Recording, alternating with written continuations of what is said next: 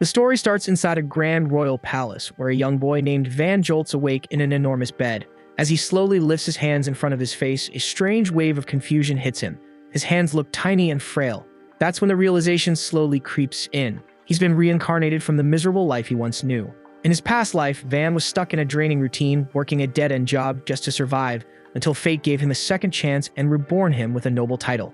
Now reincarnated as a young noble in a distant village, Van carefully climbs out of bed and balances on a small wooden stool just to get a peek outside. The view stuns him. Tall buildings, endless land, and peaceful skies stretch as far as he can see. But before he can soak it all in, his maid Tilly bursts in, panicking at the sight of him standing up so high. After all, Van is supposed to be just 2 years old, but when he calmly responds with mature, articulate words, Tilly freezes in place, stunned by what she just heard. The moment he hears himself speak, Van realizes something even crazier. He doesn't just have memories from his old life, he actually remembers parts of his current one too. His past life in Japan is blending with the time he's already spent in this world, confirming beyond doubt that this reincarnation is real. Later that evening, Van joins his father and siblings at the dinner table. The atmosphere is tense, heavy with awkward silence. After a while, his father Halpa breaks the ice by asking his second son, Card, what he plans to study that day. Card hesitates, then says he'll be focusing on fire magic and combat tactics. Halpa nods and turns to the third son, Sesto, who says he'll also be studying magic. Finally, Halpa looks at Van and asks the same question. Without hesitation, Van replies that he still has a lot to learn, so he wants to begin by studying the kingdom's history and traditions.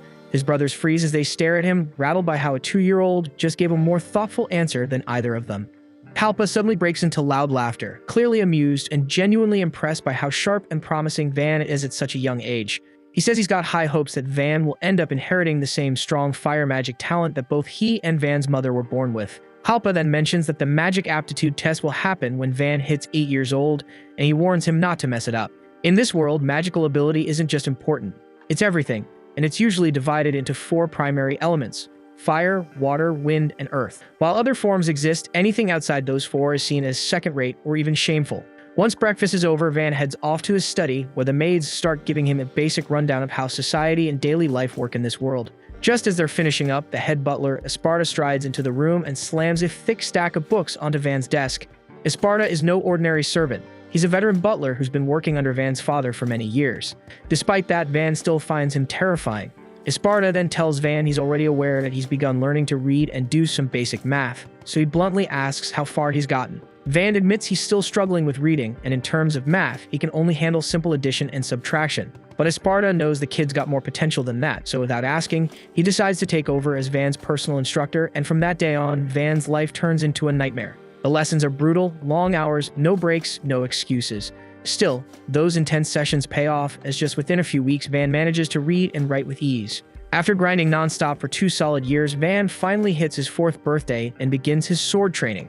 At the start, he's completely hopeless. He keeps getting beaten, even by the maid during sparring practice. Still, he doesn't back down and shows up for training day after day without fail.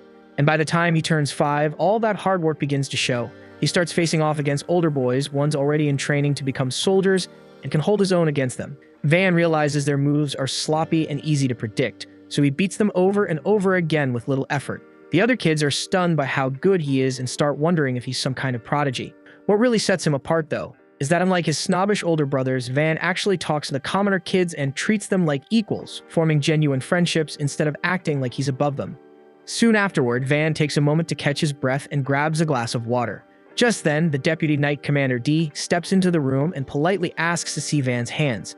As he carefully inspects them, D's expression tightens because there are no calluses, no bruises, so it's clear Van hasn't been wielding a sword for very long. Van confirms it, explaining that his time has mostly been swallowed up by endless studying. D tells him straight up that Esparta has been pushing him nearly 3 times harder than usual when it comes to academics, so D offers to speak with Esparta and suggests a better balance, less time buried in books, more time on combat.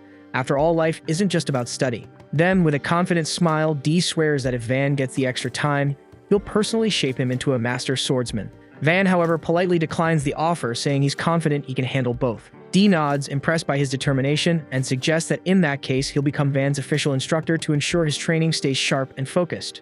But training under D quickly spirals into another kind of torment. His drills are brutal, relentless, and leave no room for rest, but even so, Van pushes through. and deep down, he knows the truth. Despite all the exhaustion, every day in this new life has felt more rewarding than anything he experienced before. For the first time ever, he feels like he's actually living, and with that, Van silently promises himself that he's going to make this second chance count and enjoy every bit of it. 1 year afterward, Van turned 6, and by now, the constant cycle of back-to-back training and studying starts to wear on him. He begins to feel burned out, realizing that if things go on like this, he'll never experience the fun life he once dreamed of, so he makes a decision to start living like a normal child and carve out time to enjoy himself. Not long after, he tells one of the maids he wants to go outside and play. She takes him to the town market, and Van is blown away by the chaos and energy. The crowds, the chatter, the colorful goods on display everywhere. As they walk, his eyes lock onto a massive building towering above the stalls, the Merry Chamber of Commerce. He stares at it in awe, but before he can admire it too long, something unsettling happens. A child bound in shackles is being dragged through the crowd. Horrified, Van immediately asks the man what's going on. The man coldly replies that he's selling his own son into slavery, and since the boy belongs to him, he has every right to do as he pleases. The maid quietly explains that in poor families this happens often. When they can't afford to raise their children, they sell them off to survive, and it's a heartbreaking reality of this world. Van admits it's painful to witness, but deep down, he also feels helpless because he knows there's little he can do to stop it. Just then, a lady named Rosalie stepped forward and politely greeted Van, saying it was a privilege to be at his service. Van turned to her and asked how much the man would be paid for selling his kid.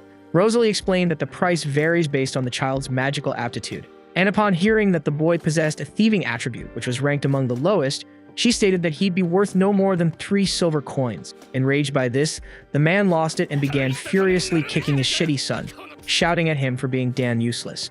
He then grabbed the boy by the arm and stormed off, saying they were going to try a different place.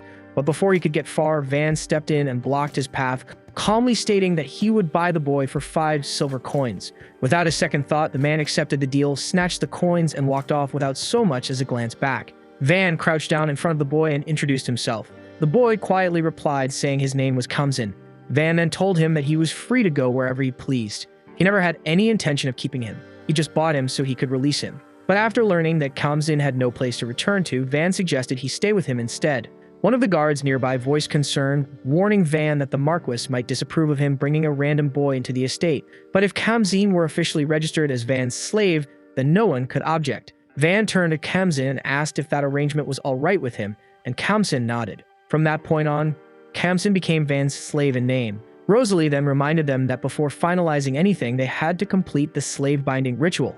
Both Van and Kamsin reached their hands out at the same time, and following Rosalie's directions, the contract was forged and a faint glowing crest appeared on the back of Kamsin's hand. That symbol would remain there permanently as proof of their contract, for as long as it stayed in effect. Once it was done, Van brought Kamsin with him into the Chamber of Commerce to get him properly dressed and out of the ragged, grimy clothes of a street-bound slave. A few days later, back inside the royal estate, Van was about to enjoy a rare moment of calm and treat himself to a cookie. Just as he raised it to his mouth, Kamsin entered the room to report that Dee had shown up for training. Van instantly froze, and without even blinking, he handed the damn cookie to Kamsin as a bribe and told him to go outside and let Dee know he wasn't available, because the thought of facing another one of Dee's ruthless training sessions was unbearable. Kamsin nods and goes outside to deliver the message, which makes Dee look visibly disappointed. But since he's already here and eager to train someone, he grabs Kamsin and decides to start drilling him instead. 2 more years slip by, and Van finally hits his 8th birthday, the age when every noble child is tested for magical aptitude. Word of his upcoming test spreads like wildfire, sparking curiosity across the entire region. Nobles, servants, guards, and even common traders buzz with anticipation. Everyone expects great things from Van, especially with both of his parents being exceptional fire mages. His father, Halpa, is especially confident. He's certain Van will inherit at least a fire affinity. But on the day of the test, the entire hall is stunned into silence. Against every expectation, Van shows no affinity for fire, water, wind, or earth. Instead, his only magical aptitude is for production magic, an ability ranked as the absolute lowest, widely mocked, and dismissed as the most worthless form of magic there is. The room goes cold, and Halpa's face twists with rage as the weight of disappointment crashes down. Without warning, he unsheathes his blade and charges forward, ready to strike Van down then and there. Frozen in place, Van can't speak, can't run, and his mind goes completely blank. But just before the blade falls, Mercia, the eldest son, steps in front of him and blocks the attack. Rather than let blood be spilled, Mercia suggests a different path. He suggests assigning Van to manage a remote village that recently came under their control. Mercia explains that the village is isolated and underdeveloped, and its people haven't yet sworn loyalty to the family. and by sending Van as its new lord, they could stabilize the region while keeping him out of the way. Halpa pauses, then slowly lowers his sword as the idea sinks in. After a tense moment, he nods in agreement, saying the suggestion is reasonable. Without even looking at Van, he declares that from now on, Van will govern that land. Then he turns his back and orders Van to pack up and leave immediately, stating coldly that someone so useless has no place under his roof. Once Halpa leaves, Mercia bows deeply and apologizes for making such a shameful suggestion. But Van stops him, saying there's no need for apologies because if Mercia hadn't stepped in, he'd be dead right now. The following morning, Van gathers his things and gets ready to head out to the remote village, but to his own surprise, he feels excited. He imagines it'll be a quiet place with little responsibility, where he might finally enjoy the peaceful, easy life he's always dreamed of. But that illusion gets crushed fast when Dee and Esparta announce they're coming along to continue his training and studies. Van lets out a long, exhausted sigh, already picturing the nightmare ahead. And as if that weren't enough, his favorite maid insists on tagging along too, saying she refuses to be separated from him. With everything packed and ready, Van climbs into the carriage and sets off toward a new chapter, still holding on to a tiny shred of hope that he'll finally catch a break and have a little fun. After cruising through the woods in his carriage for a bit, Van decides to kill time by experimenting with a bit of production magic. With some focus and effort, he manages to conjure a miniature sword in the palm of his hand. Kamzin watches without much of a reaction because he already knows Van's got a knack for this stuff and picks up new skills in no time. Still, with everything that's happened, being exiled and stripped of his title, Van brings up something that's been weighing on him. He tells Kamzin there's no real reason for him to keep serving as his slave anymore. So if Kamzin's not up for the journey or doesn't feel like sticking around, Van says he can just dissolve the contract and set him free to live however he wants. But Kamzin instantly shuts the idea down without even thinking twice. He firmly tells Van that he already chose this path and didn't do it on a whim. He makes it clear that he'd gladly throw his life on the line if it meant keeping Van safe, no matter what kind of trouble they run into. Hearing that, Van has no choice but to respect Kamzin's loyalty, though part of him still feels uneasy about it. Out of nowhere, the carriage jerks to a stop, throwing everyone off balance. Van glances out the window and spots chaos up ahead. The village they were heading toward is under siege. The knights traveling with him immediately assume it's a raid, probably just a bunch of low-level bandits or washed-up mercenaries looking for something easy to steal. Dee scans the attackers' formation and does a quick head count, around 50 of them. Judging by the numbers, he figures that if they all launched a coordinated assault, they'd have a good shot at wiping out the enemy without much hassle, so tactically speaking, it looks doable. But one of the adventurers in their group, a guy named Ortho, isn't on board with that idea. He reminds Dee that their orders were straightforward from the start: protect Van if he's in danger. Right now, Van isn't hurt, and no one's coming after him directly, so as far as Ortho's concerned, jumping into a fight that isn't their responsibility would be a reckless waste of lives and way outside the scope of their agreement. Dee's expression tightens with frustration, but even so, he declares that he's going in. He says he can't just sit back and watch while innocent villagers are butchered right in front of him. Whether anyone follows him or not, he's ready to charge in alone. Before he can take off, he asks the adventurers to stay put and make sure Van's protected in case things spiral out of control. Just as Dee prepares to move, Esparta suddenly speaks up and shuts the whole idea down. Esparta cuts straight to the point, telling Dee that throwing himself into a reckless fight like that would be downright idiotic, especially given how vital he is to the kingdom. If Dee dies here, it'd cripple their military's future. As a renowned and highly capable elemental mage, Esparta lays out a smarter approach. He suggests building a powerful defensive barrier around their position to keep Van secure, while the adventurers provide ranged cover from behind the shield to chip away at the attackers. Once the enemy's focus shifts entirely to their front, Dee and the knights would break off and hit them with a surprise assault from the right flank. Esparta's confident that if they pull it off properly, it'll lead to a clean victory, but Van quickly catches what this plan actually means. For the enemy to focus on one spot, someone would need to stay out in the open as bait. That someone is Esparta himself, and Esparta confirms Van's suspicion, explaining that unless he takes on that role, Dee and the others would be dragged into a straight-up brawl and probably won't make it out alive. Hearing that, Van fully grasps the weight of what Esparta is putting on the line. If something goes wrong, Esparta would be the one paying the price with his life. And losing both the kingdom's top strategist and its strongest warrior in one battle would be a devastating loss, one that the land might never recover from. With that in mind, Van steps forward and insists on taking the decoy role himself.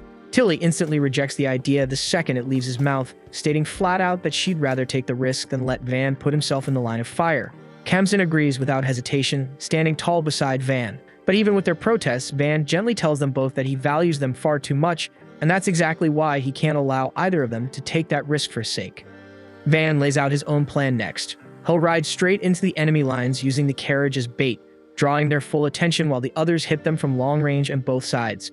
As he turns to walk away, he reminds them that he didn't spend years training with a sword for nothing, and he's confident he can handle himself in a direct fight.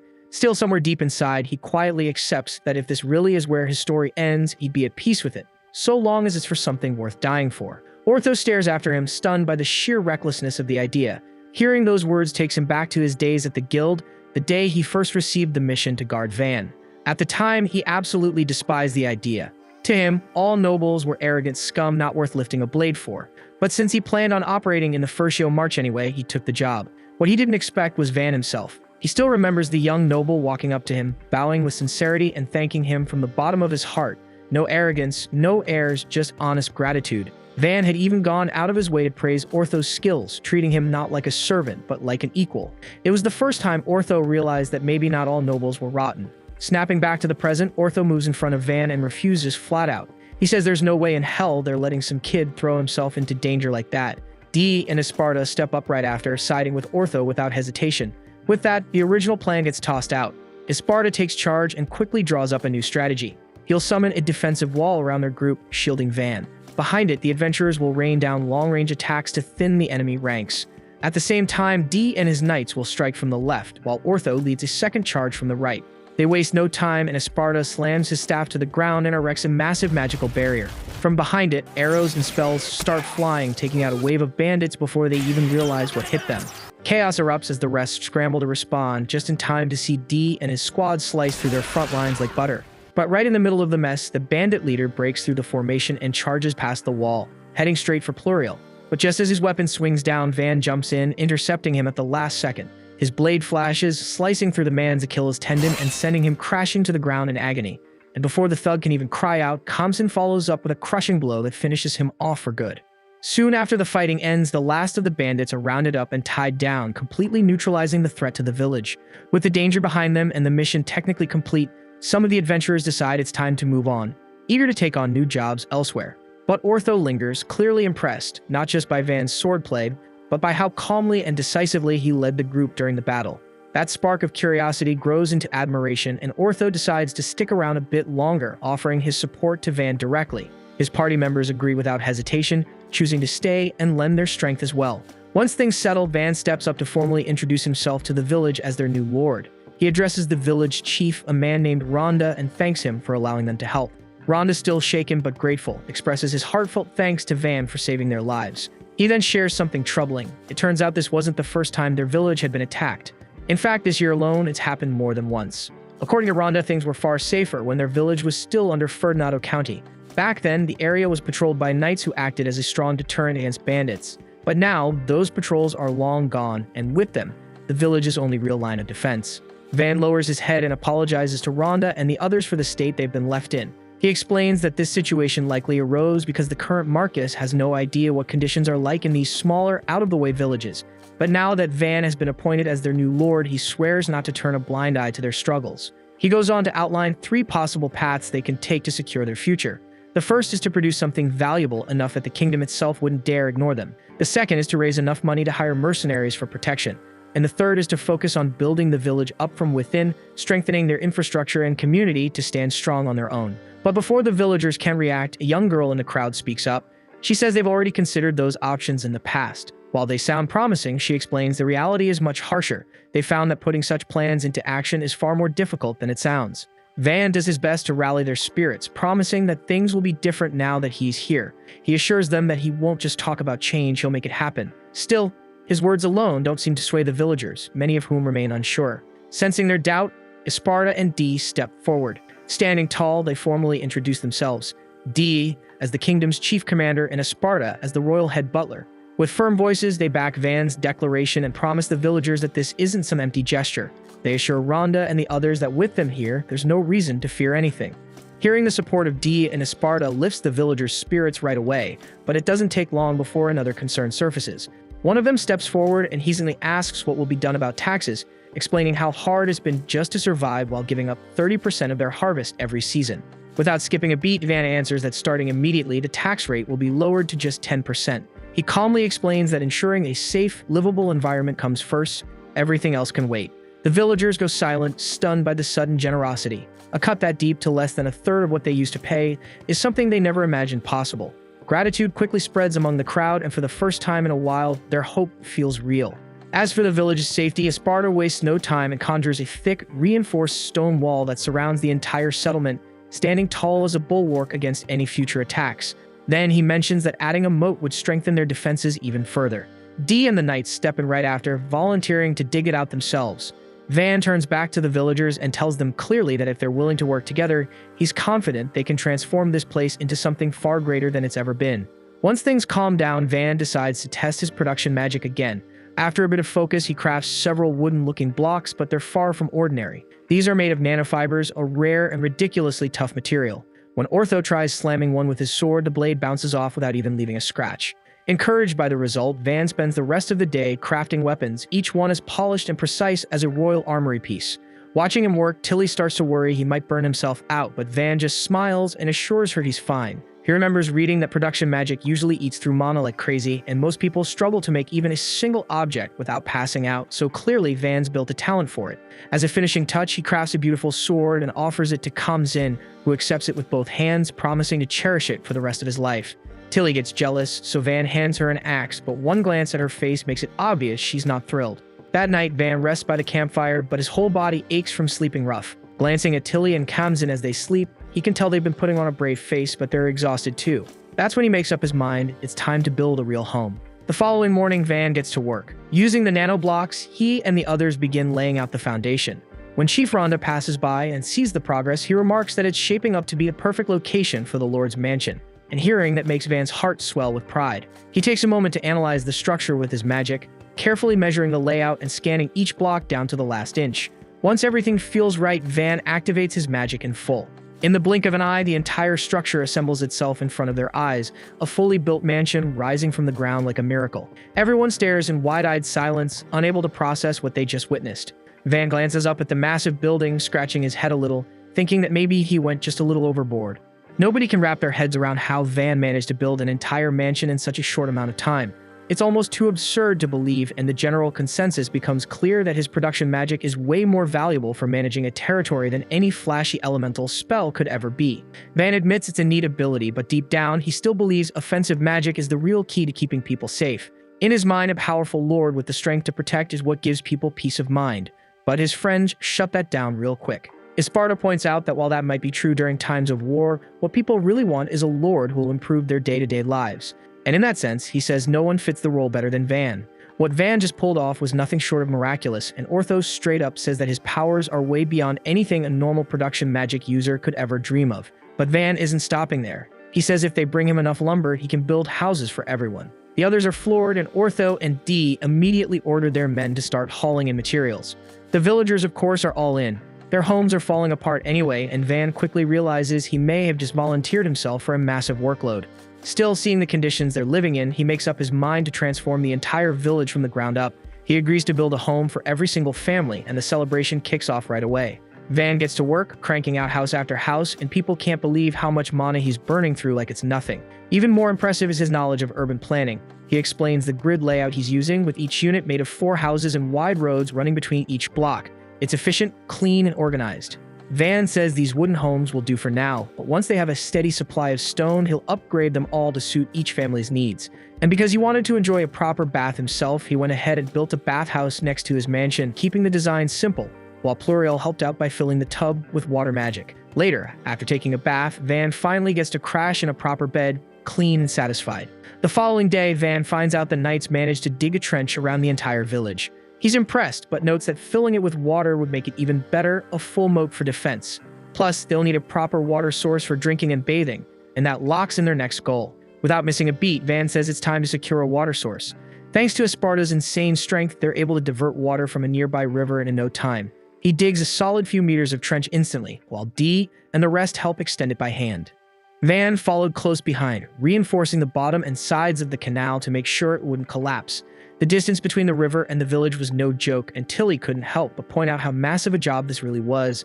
Still, Van just shrugs it off because people need water, plain and simple.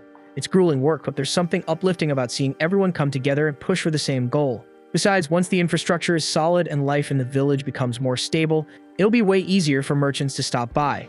And for Van, that's crucial because if trade picks up, he might finally get to enjoy the slow, peaceful lifestyle he's been dreaming of. He estimates the canal work will take about a week, but then one of the workers casually mentions they can already see the village from where they're digging. That completely catches Van off guard, so he calls it a day right then, thinking the crew could use some rest, but Dee is still raring to go. He insists they could hit the village in just a few more hours if they keep pushing, but Van notices how drained the others are and tells Dee to chill. No sense in knocking everyone out cold.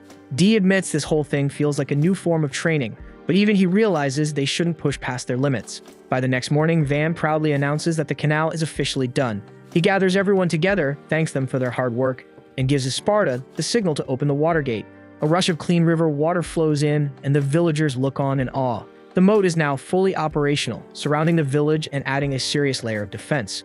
Van can't help but worry that it might overflow during heavy rain, so he floats the idea of building a lake behind the village to handle the excess. Esparta actually thinks it's a great idea.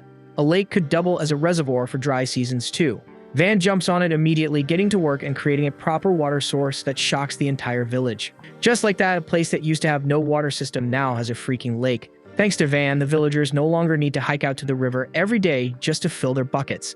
The village chief tries to thank him, but Van waves it off. He's just happy that life is finally starting to feel manageable for everyone here. Later that night, we shift scenes to a girl named Lady Arte, traveling alongside someone called Panamra. They're making their way toward a distant frontier village, and while the journey's still far from over, Panamra suggests that Arte should get some rest before they continue.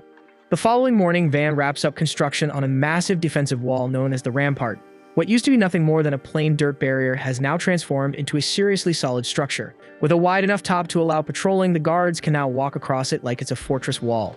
Everyone's buzzing with excitement because this thing is no joke. It's so sturdy that even if bandits show up, the villagers won't have to lose sleep over it. But Van is not content just yet. He wants to push it even further and make the village feel completely untouchable. Van then experiments with crafting simple crossbows, or at least that's what he calls them. But when he's done, nobody can believe what they're seeing. These things are anything but basic. They're clean, powerful, and even come equipped with shields on the front, letting guards shoot while staying safely behind cover. The moment they see these, everyone realizes just how insane Van's production magic really is. Their village may be tiny, but it's starting to resemble a fully fortified city. Everyone's in full agreement that some random bandit gang wouldn't stand a chance no matter how bold they get. Dee even jokes that if the king had half a clue about what Van was capable of, he wouldn't have kicked him out to this backwater place. He would put him in charge of the entire family. The king may have dismissed him as weak, but one glance at the changes in this village makes it obvious Van's strength isn't just practical, it's battle-ready. Dee insists that Van might be stronger than anyone they've ever seen, while Esparta argues his real talent lies in defense. The two start bickering, but Van steps in and calms them down. He reminds them there's no point in complaining about how things turned out. They've got what they've got, so they'd better make it work and stand tall. Right then, Van's stomach growls like it's declaring war, so Tilly heads off to cook something for the crew. But it's a struggle because supplies are running low. Esparta mentions that while defense is great and all, they need to figure out a steady income source for the village. Right now, they're cut off from the world aside from a couple of merchants who show up once a month. Van brushes it off at first, thinking their crops can handle the village's needs. But then Esparta mentions something critical. They don't have the ingredients to make Van's favorite sweet baked treats. That gets his attention fast because the idea of living without those sweets is basically a nightmare. So Van instantly does a 180 and declares that it's time to come up with a solid product the village can sell. Kamsin then suggests selling the wood blocks that Van crafts with his magic, but Van instantly shuts that idea down.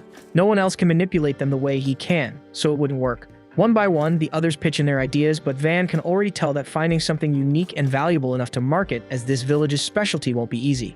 Afterward, Van finds out that Tilly and Kamsin have been avoiding using their weapons. Since they were gifts from him, neither of them wants to risk damaging them. But Van reminds them that the whole point of having weapons is to know how to fight with them, so they've got to get some practice in. Zara tells him not to stress and shows them the shield made from the Orc Knight.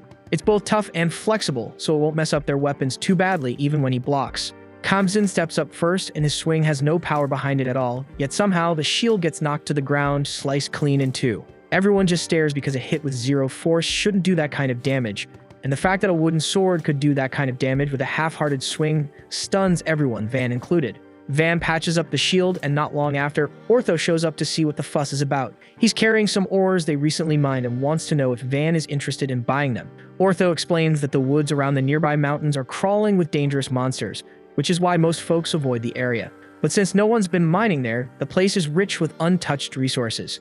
They came back with iron, copper, silver, and even a little gold. But what really catches Van off guard is when Ortho says they found mithril ore. If that's just from the foothills, then the deeper mountain range must be packed with valuable materials. Van takes a bit of the iron ore and stuns the group by instantly turning it into a solid block of metal. He admits he didn't refine it before molding it, so he's not sure how pure the result is. Still, Zara's hyped and asks if Van can forge him a sword out of it. Feeling a little guilty about the busted shield, Van agrees. Zara requests both a long sword and a short one, so Van gets started. It's his first time crafting with iron, so he really has to focus.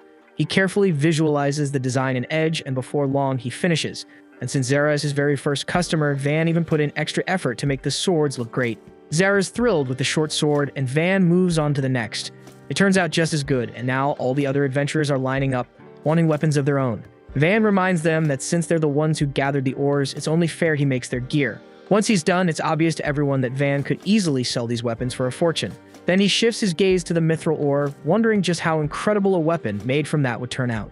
Esparta is immediately fascinated by the mithril, mostly because he's never heard of metallic ores being mined in a forest. The only logical explanation is that there's a dungeon nearby. He tells Van that if they manage to locate one, everything about their situation would flip overnight. A steady stream of people, trade, and opportunity would flood in, turning their quiet little village into a bustling hub. That possibility gets Van fired up because finding a dungeon would skyrocket the village's value and status. Dungeons are packed with high-grade resources and gems that can rival national treasures. Normally, whenever the guild catches wind of a new dungeon, they rush to establish a branch in the nearest settlement. But Van brings up the hard truth. The village just isn't equipped to handle that kind of influx right now. Esparta agrees, since bringing in the guild would mean waves of adventurers, merchants, and even knights showing up. And with their current setup, they barely have the food, space, or infrastructure to support any of them. Worse, if word got out too soon, a rival country might try to invade, hoping to snatch control of the dungeon before the village can do anything about it. And then there's Van's personal dilemma. He's considered a disgrace by his family, so if his father finds out that the village he was exiled to actually has value, there's no doubt he'd be shipped off somewhere else. That's why Van decides they need to develop the village and produce results first, before any dungeon discovery changes the game. Ortho totally gets it. He says they'll steer clear of the suspected dungeon area while gathering materials just to be safe. Van knows the adventurers could easily report this and gain favor with the guild, so he genuinely respects that they're holding back to protect the village. Sometime later, Van looks around, satisfied with the progress they've made. He smiles and says their dramatic village makeover is officially complete. Tilly stares at him, half in disbelief, and asks if he's seriously not out of mana yet after cranking out weapons and houses non-stop. But Van just waves it off, saying he's only a little worn out. Right then, a breathless messenger rushes in with urgent news. Armored lizards are headed straight for the village. Van doesn't hesitate and shouts for everyone to get behind the walls, orders the drawbridge raised, and has the gates sealed. The villagers are visibly shaken. They've all heard how deadly those creatures can be, and panic spreads fast. But Van stays calm. He knows fear is natural, but reminds them that the lives of their friends and families depend on what they choose to do now. He promises to fight for them all, but he's also honest. He can't do this alone. That's why he asks them to stand with him. If they want to keep this village safe, they'll need to fight for it. The villagers rally behind Van's speech, fired up and dead set on defending their home with everything they've got. Van doesn't waste a second. He orders them straight to the walls and has them take positions behind the ballistae. Kamsin informs him that Ortho and his team are out on a hunt, meaning someone has to step up and lead, so Van chooses to stay behind with his people. But before he can move, Tilly grabs his arm, eyes welling up with tears. Van isn't the type to fold over emotions, but he's not about to shake her off either, so he quickly turns to D and tells him to get up top and keep him updated on the situation as it unfolds. Van remains on the ground, barking out commands while D rushes to the wall and freezes in disbelief at what he sees. He radios back to Van, reporting that a swarm of around 40 armored lizards is closing in fast. Each one towers at about 8 meters, practically 3 elephants stacked in a trench coat. D's nerves start to crack because he knows even a squad of elite knights would struggle with one of these monsters, and right now, they're severely outmanned. Van orders him to load the iron bolts into the heavy ballistae, and D jumps to it without hesitation. The knights nearby warn him that normal weapons are useless against those rock-hard scales, and D knows that damn well. But still, he decides to trust Van's call. For once, he puts his instincts aside and lets Van take the reins. He shouts for everyone to ready their shots and gives the order to fire. The bolts slam into the monsters and then disappear. For a second, D thinks they've failed, but then he sees clean, gaping holes where the arrows struck. The hulking lizards take a few staggering steps before collapsing under their own momentum. Just in that opening barrage, 10 of them drop. These floored by the sheer firepower of Van's gear. Wasting no time, he rallies the team for another volley. But the knights quickly tell him they've only got one more iron bolt per launcher. D doesn't flinch, and he tells them to reload and shoot anyway, and once again, they nail several more targets. But it's not enough because half the lizards are still marching, and now they're out of ammo. Dee reports back, and Van instantly starts working through the problem. That's when it hits him. Kamzin's wooden sword had sliced clean through Zara's top-tier shield, so maybe those wooden bolts might do the trick. He tells Dee to switch to the wooden ones. The knights look at him like he's lost his mind because wood against armor thicker than steel is suicide. Dee shuts them down hard, telling them to quit whining because Van's already proven himself more than once, and right now, he's putting his full faith in the guy. He orders the villagers to load the wooden bolts and fire. To everyone's shock, even the wooden arrows sink halfway into the beasts. That alone is enough to hit something vital and drop them instantly. Dee realizes right then that there's no stopping them, so he roars out for another round, declaring that tonight they'll be dining on fresh lizard steak. The villagers waste no time, raining down bolt after bolt, finishing off whatever's still breathing. Dee announces their win to Van and the rest of the crew. Cheers erupt from the crowd as Tilly rushes over and clings to Van, while he's still trying to wrap his head around the fact that his wooden gear actually took down monsters built like tanks. Up on the wall, the knights can't believe their luck, no injuries, and still plenty of ammo in stock. Dee feels a weird mix of pride and letdown because the fight ended way too fast, but all that really proves is how busted Van's creations are. A little while later, Ortho's party finally gets back and takes charge of breaking down the fallen beasts. Ortho tells everyone to salvage the good stuff, their eyes, fangs, scales, and magic cores for selling, but the meat will be stored for food. Normally, carving up armored lizards is a long, grueling job that ends with half the meat rotting. But with Van's specially made knives, they're cutting through like butter. Right around then, Van shows up, inspects the massive pile of meat, and decides to throw a feast to celebrate. Once night falls, the village comes alive with celebration. Everyone's eating their fill of lizard meat. Ortho's crew joins Van and tells him that the weapons he crafted for them are absolutely killing it in the field. Dee catches that and raises an eyebrow, asking if Van gave them gear before making anything for him. Ortho's guys start flexing their swords like proud kids on Christmas morning. Dee, not hiding his jealousy, begs Van to make him a sword too, and says he'll literally write him a blank check. The other knights quickly jump in, wanting their own weapons as well. Van, a little flustered, tells them he can't take their money and he's kind of swamped right now. But he promises to hook them up with new equipment once things settle down in the village, and the knights are more than happy with that. Afterward, Ortho gives Van the breakdown that normally each armored lizard goes for about 20 gold coins, but since a chunk of the meat always rots, they'll get closer to 8 coins apiece. Even then, that's a fat stack of cash. Van starts sweating at the thought of managing all that gold because it's more than he's ever dealt with in his life. Esparta hits him with a gut punch. Apparently, once a village earns more than 100 gold coins, they're legally bound to cough up half of it to the marquis and taxes. Van feels like he just got rug pulled in some shady crypto scheme and immediately asks if there's a loophole they can abuse to dodge the taxman. Esparta shuts him down, saying there's no way to hide that much monster loot, and Van slumps, already imagining his father catching wind of the village's value and shipping him off to some forgotten corner of the map. But just then, Esparta sparks up with an idea. What if they just report to Murcia instead of Halpa? Van catches on fast that if they hand over the credit for the armored lizard massacre to his older brother, they can keep flying under the radar and stick around here a little longer. The very next day, a pair of merchants roll into the village, and the second they lay eyes on the towering fortress walls, they start arguing over who messed up the map and sent them off track. That's when Van casually steps onto the gate and welcomes them like a proper lord. The two merchants freeze, completely stunned. They recognize Van instantly, the prodigy son of the Marquis, and are baffled as hell to find him holed up in the middle of nowhere. They introduce themselves as Bell and Rango from the Merry Chamber of Commerce, and Van opens the gates to let them in. Once they reach the warehouse and catch sight of the piles of armored lizard materials, their jaws just about hit the ground. They can't wrap their heads around how this tiny village bagged so many monsters. But Van cuts to the chase and asks if they're interested in buying the goods. Without missing a beat, the merchants say yes, but they'll need a month to bring a crew to appraise and transport the haul.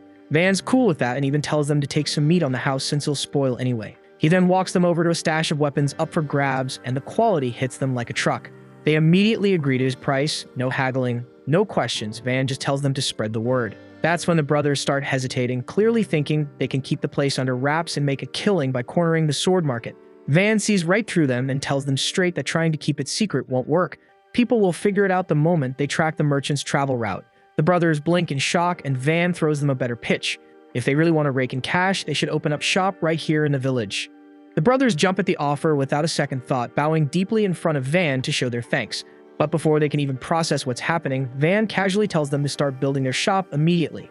Then, with a smug grin, he snaps his fingers and conjures the exact store they'd always dreamed of owning. He pats them on the back and says he's looking forward to doing some solid business together. Not long after, Van gets a surprise visit from two unexpected guests. One is a noble girl around his age, and the other is a total warrior queen of a knight, standing guard beside her. The Night Lady instantly starts judging everything and makes it clear she's here to figure out if Van's really a prodigy or just another overhyped fraud. At the same time, Van's dealing with a whole different headache. Esparta just handed him an assignment to design a city fit for 10,000 people. With the way the village is growing, it won't be long before they're running a full-blown metropolis. Esparta asks what kind of fortress Van has in mind, noting that square-shaped layouts are the standard. But Van's never been one to do things by the book. He says he wants a star-shaped fortress instead. That way, invaders will be forced to waste time trying to hit multiple defensive points scattered across the structure. Esparta actually likes the concept and jumps in to help with the planning, but then their brainstorm gets cut short. The Redhead Knight storms into the room and announces that someone from Ferdinando County is requesting a meeting. Van gives the okay, and sure enough, it's the same noble girl and the Night Lady from before. He welcomes them properly, and the knight steps forward to introduce herself as Panamra, a former knight who earned the title of Viscountess through pure grit. The girl quietly introduces herself as Arte, the youngest daughter of Count Ferdinando, and Van politely offers them seats. Panamra dives straight into business and asks Van if he knows why they're here. He guesses they came to evaluate him, and if they find him useful or dangerous, they'll try to bring him over to their side. She laughs out loud, impressed he hit the nail on the head.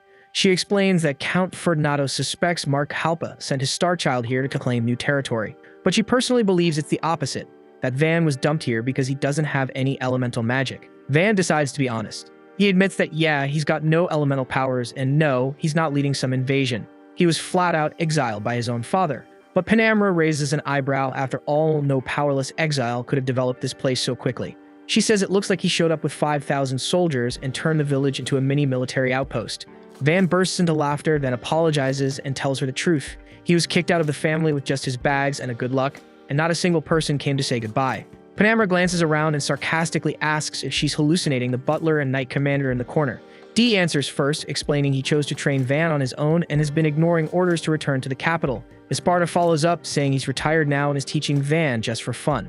Then Tilly chimes in, saying she'll serve Van forever because he treats everyone with respect, no matter their background. But even with all that, it still doesn't explain the crazy fast progress, and Van knows it, so he tells them to hold tight. A live demonstration will be quicker than a long-winded explanation. He leads them outside the village and asks Esparta to raise an earthen wall, planning to upgrade it into something worthy of a fortress. Panamra is surprised by the old butler's skill, but points out the wall won't last long once the mana fades. Van doesn't waste a second and taps into his magic and hardens the mud wall into reinforced concrete, then uses wood nanocubes to slap together a proper gate. Panamra and Arte are left blinking in disbelief. They turn to Van and ask what kind of magic he's packing. He tells them it's production magic, the kind of magic everyone laughs at, which is exactly why he got dumped in this village. That hits a nerve for Arte, who quietly remembers her own rough past. Before the mood sinks, Panamra brings up her real reason for coming. She says the Count sent her to propose a marriage between Van and Arte. Van gets the message loud and clear. This is the Count's way of roping him in, so he won't end up becoming a threat. Van politely turns her down, saying there's no need for marriage since he has zero interest in war. All he wants is to build up the village and live in peace. Panamra admits she was against the idea at first. Arte marrying the lord of some backwater village sounded like a nightmare. But now that she's seen what Van is capable of, she's changed her mind. She starts showering him with praise, calling him sharp, dependable, and tough as nails for turning exile into opportunity. She even jokes that if it were allowed, she'd marry him herself. Van lights up at the thought of scoring a hot older waifu, but sadly, it's Arte or bust. Panamra looks at Arte and gently asks if she'd consider marrying Van. After all, guys like him don't grow on trees. Arte turns red and admits that Van's a good man, but she's never really thought about marriage before. Van tells her not to rush it. This kind of decision isn't something to wing in one night. Panamra agrees, saying they'll spend the night in the village to think things over. That throws Van off, but when she asks if there's a guest room in the mansion, he ditches that idea and decides to just build them a whole den in instead. Later at dinner, Van decides to learn more about his potential bride-to-be. Arte tells him she's into cute stuff, like flowers and dolls. Van smiles and asks if he can check out her collection. Arte lights up and happily agrees to show him the dolls in her carriage. It's the first time in a while someone's taken real interest in her. Afterward, Van walks them to the inn and Panamra quietly steps away, leaving the two alone. Arte tells Van he's sweet, then dashes into her room all flustered. Van heads back to the mansion, where Esparta tells him something that clicks hard. Since the Count was willing to marry off his daughter to a nobody, she's probably not an elemental mage either. That's when it hits Van. Arte must have been cast out too. Whether or not they end up getting engaged, he decides she can stay in the village if she wants to. The following morning, Van gets shaken awake by Tilly and Kamzin. They're buzzing with urgency, telling him to come to the lake immediately because they saw something weird. Van isn't too thrilled about being dragged out of bed at such an early hour, but after enough nagging, he groans, gets up, and follows them. When they arrive, a small crowd of villagers is already gathered by the lake shore. Van pushes through the group and stops in his tracks. Floating in the water is a mermaid-like figure, her head poking above the surface, calmly watching them. Esparta steps forward and explains that the creature is called an apkalu, an extremely rare species that most people never encounter in their lives. Van starts wondering what could possibly draw one of them here. He tries talking to her, but she doesn't respond, just keeps staring, unreadable. Figuring food might help break the ice, Van places a plate of meat near the water's edge. Instantly, she swims over and asks if she can have it. Van nods and she eagerly grabs a piece. After taking a bite, she pauses, noticing right away that this isn't normal meat, it's from an armored lizard. Curious, she asks where the meat came from and who killed the beast. The villagers speak up before Van can say anything, proudly announcing that he was the one who brought it down, though Van would have never bragged himself. Hearing this, the apkalu girl says nothing more. She suddenly dips back beneath the surface and disappears into the depths. Esparta watches her vanish and mentions that echolus are rarely seen twice, so it's unlikely they'll return. But as it turns out, Esparta couldn't have been more wrong. The very next day, an entire group of apkalu arrives at the lake, their presence turning heads and dropping jaws. Van is stunned, wondering if they showed up because word got out that he took down the armored lizards. He starts thinking maybe they saw those creatures as sacred or divine in some way, but Esparta quickly shuts that theory down, saying he's never heard of any belief like that. Then a towering, imposing apkalu steps forward and says he wants to speak with Van directly. He asks him straight up if he was really the one who killed the armored lizards. And when Van confirms it, a wave of gasps ripples through the water as every apkalu stares at him in disbelief. It's hard for them to imagine a boy his age pulling off something like that. The elder then introduces himself as Latavesta, ruler of the apkalu. He reveals that the girl Van met yesterday is his daughter Priora, and without skipping a beat, he declares that he's offering her to Van as his bride. Van is left completely stunned, especially since Priora is clearly still a child and likely has no idea what marriage even is. Van looks at Latavesta and asks if there's a particular reason behind offering his daughter's hand in marriage. Latavesta nods, confirming there is. He begins explaining that their village has long been tormented by armored lizards, dangerous creatures that have made life difficult and frightening for his people. So when he heard about a powerful lord living in this settlement, someone strong enough to defeat those monsters, he thought it was only right to offer his daughter's hand. Not out of sentiment, but to form a lasting alliance, one that would safeguard his village through strength and partnership. As Van listens, it slowly clicks. This wasn't about personal feelings or family tradition. Latavesta was simply doing what he thought necessary to protect his people. Understanding that, Van tells him there's no need for a marriage. He gives his word that he'll do everything in his power to protect the apkalus from danger, no strings attached. Latavesta stares at him, visibly caught off guard by the sincerity and maturity of Van's response. Still, he says that if Van truly means it, they'd like to move their entire village closer into the settlement for safety and easier cooperation. Van doesn't hesitate and immediately gets to work constructing a large rest area just for them, somewhere comfortable, peaceful, and welcoming. When Latavesta sees the finished space, he's stunned. The size, the structure, the planning, he can't believe it was built so fast. It's more than just a resting area. It's a new home. The apkalus soon begins settling in and making the most of it, enjoying the comfort and relief that's been missing from their lives for years. But just as things seem to be calming down, Esparta walks up to Van with a reminder that it's nearly time to handle the village's sewage system. Van just chuckles and waves it off, saying it's all been prepared ahead of time. Underneath every home, a network of pipes has been installed, and all they have to do is release a stream of water from the lake to flush everything clean. Latavesta watches the whole thing unfold and finds it surprisingly clever. He's impressed by the efficiency of Van's plan and offers to lend a hand. Van politely declines, saying the apkalus have just arrived and shouldn't be bothered with chores right away. But Latavesta insists, saying their people are gifted with water and managing flow systems is second nature. Van finally agrees, and some of the apkalus step in to open the dam and guide the water through, flushing the waste and leaving the village spotless. Once the work is finished, Van sincerely thanks everyone for their help. Latavesta then points out that this flushing process needs to be done several times throughout the day. He suggests that the apkalus handle it regularly as their way of contributing to the village while staying there. Van immediately agrees, thinking it is a great idea and a huge help, and thanks Latavesta again for being so considerate. At that moment, Arte and Panamra arrive at the lake. They freeze in shock when they see Latavesta, having never seen an apkalu in person before. Just before Latavesta leaves, he casually refers to Van as his son-in-law. Arte instantly feels a twinge of jealousy, since it sounds like Van has already married an apkalu.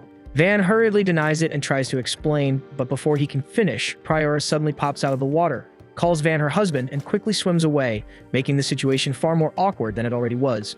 To clear up the misunderstanding, Van takes Arte out on a quiet boat ride across the lake. He explains everything to her, reassuring her that nothing has happened between him and Priora. After listening, Arte finally understands that it was all just a big misunderstanding. The two spend a short while talking calmly and enjoying the peaceful atmosphere. Suddenly, Priora swims over with a group of her friends. When she sees Van alone with Arte, she becomes visibly jealous. Van quickly reminds her that they are not married to begin with, which upsets her, and she sinks back into the water in frustration. The other Apcalis notice that their princess is unhappy, so they begin rocking the boat side to side. Both Van and Arte panic as the boat sways dangerously. Later on, Latavesta puts on a stern expression after hearing that Van was spending time with Arte while Priora was nearby. Van tries to explain that he and Priora are not engaged, but Latavesta cuts him off. He proposes settling the issue with a competition. He declares that if the Apcalis win, Van will officially become engaged to Priora, but Van thinks the whole idea is absurd. Right then, Dee appears and accepts the challenge on the spot, openly daring anyone to challenge him. The rest of the group, eager to beat the Apcalis once and for all, immediately supports the idea. Before long, they manage to pressure Van into agreeing. Van is then given the right to choose the first contest, and he suggests a simple game of volleyball. No one there has ever seen or even heard of the game before, so they assume it is just another one of Van's strange but clever inventions. Dee and Panamera, however, seem far more interested in the swimsuits than the actual game. With that, the first match is set, with Tilly and Panamera facing off against Latavesta and Priora. Once the game starts, Van is quickly caught off guard by how skilled the Apcalis are. They are far better than he expected, winning round after round and overwhelming the human team with ease. Tilly starts feeling discouraged and considers giving up, but Panamera gives her a few sharp words to keep her going. Regaining their focus, the two manage to score several points, bringing the match close to its final moments. Even so, their effort and teamwork are not enough to overcome the Apcalis. In the end, Latavesta and Priora win the first round without question. Since Van selected the previous challenge, Latavesta reminds him that it is now the Apcalis' turn to choose the next event. Latavesta immediately suggests a swimming relay race. The moment Van hears this, he realizes just how unfair it is. The Apcalis are natural swimmers, and they would clearly have the advantage. Pressure starts to weigh on him, knowing that losing could mean being forced into marriage with Priora. At that moment, Dee steps forward and volunteers to swim for Van's team. Kamsin quickly follows, offering to join as well, giving Van two strong competitors. The race begins, and Kamsin pushes himself to keep pace with Priora. She is incredibly fast, but Kamsin fights hard and even pulls ahead of her briefly before passing the lead to Dee. Dee takes over and instantly turns the tide. His powerful butterfly strokes launch him far ahead, leaving the Apcalis struggling to close the distance. Van watches in disbelief as Dee swims flawlessly and secures the victory.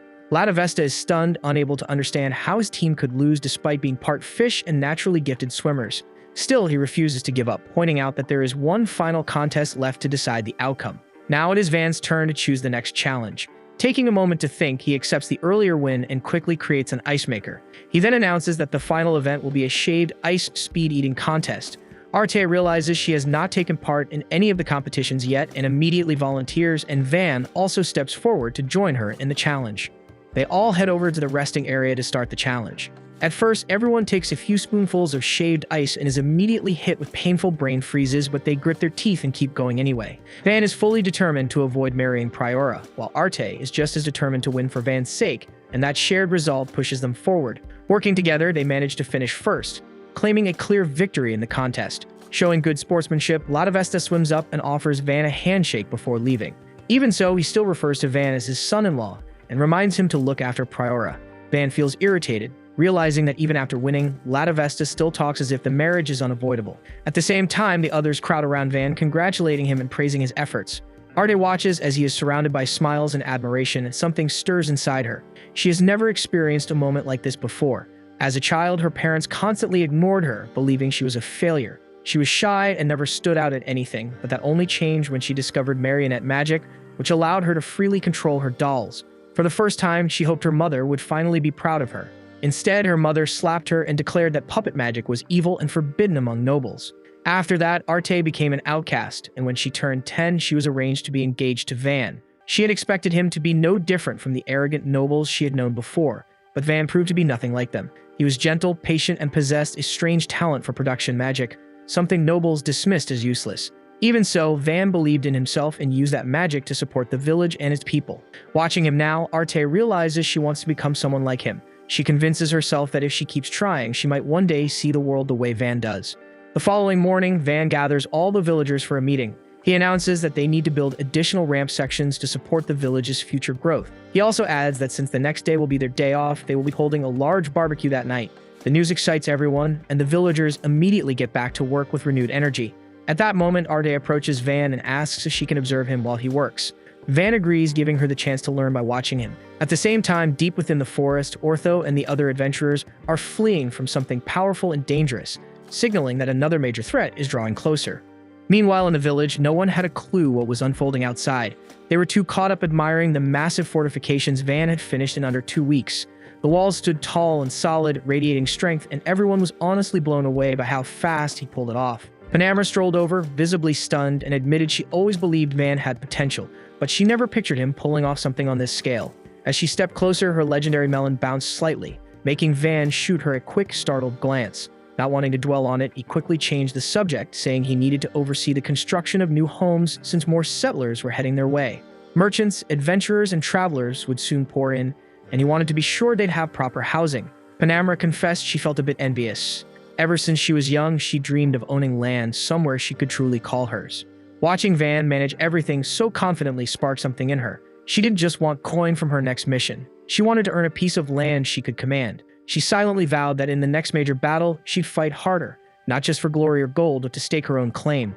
As her eyes wandered, they locked onto the massive siege weapons mounted along the walls. Curious, she asked Van what they were. He explained they were ballistae, giant long-range weapons meant to blast enemies before they ever got close to the village. To prove their might, Van signaled Kamsin to fire one off. The projectile launched with explosive force, hammering forward with thousands of newtons behind it, and Panamera was completely floored. She never imagined something Van had engineered could hit that hard, but what stunned her even more was finding out he'd already built over 100 of them. Instantly, she asked what he'd charge for just one, clearly interested in having one of her own. But Van simply shook his head. They weren't for sale, and that alone caught her off guard again. Still, she wasn't giving up, so she offered to trade him a favor for one, anything he might ask down the line. Van agreed, saying he'd cash in on it when the time came, and a thrill of anticipation ran through her. She knew the ballistae were bulky and would need a cart just to move, but with the bolts forged from iron, she figured she could always forge more of those herself later. Right then, Kamsin walked up and casually suggested Panamera take 1 or 2 of Van's custom-forged bolts, claiming they weren't your average ammo. To back it up, he pulled out a sword Van had crafted, and without warning, he sliced clean through Panamera's spare blade like it was made of paper. Her eyes flew wide with disbelief and immediately turned to Van, asked what kind of metal could do that. Van calmly explained it was just regular iron, but sharpened and hardened in a way that could even punch through thick, scaled lizard armor. Panamera was left speechless, and without wasting a second, she asked if she could take some of those bolts along with the ballista.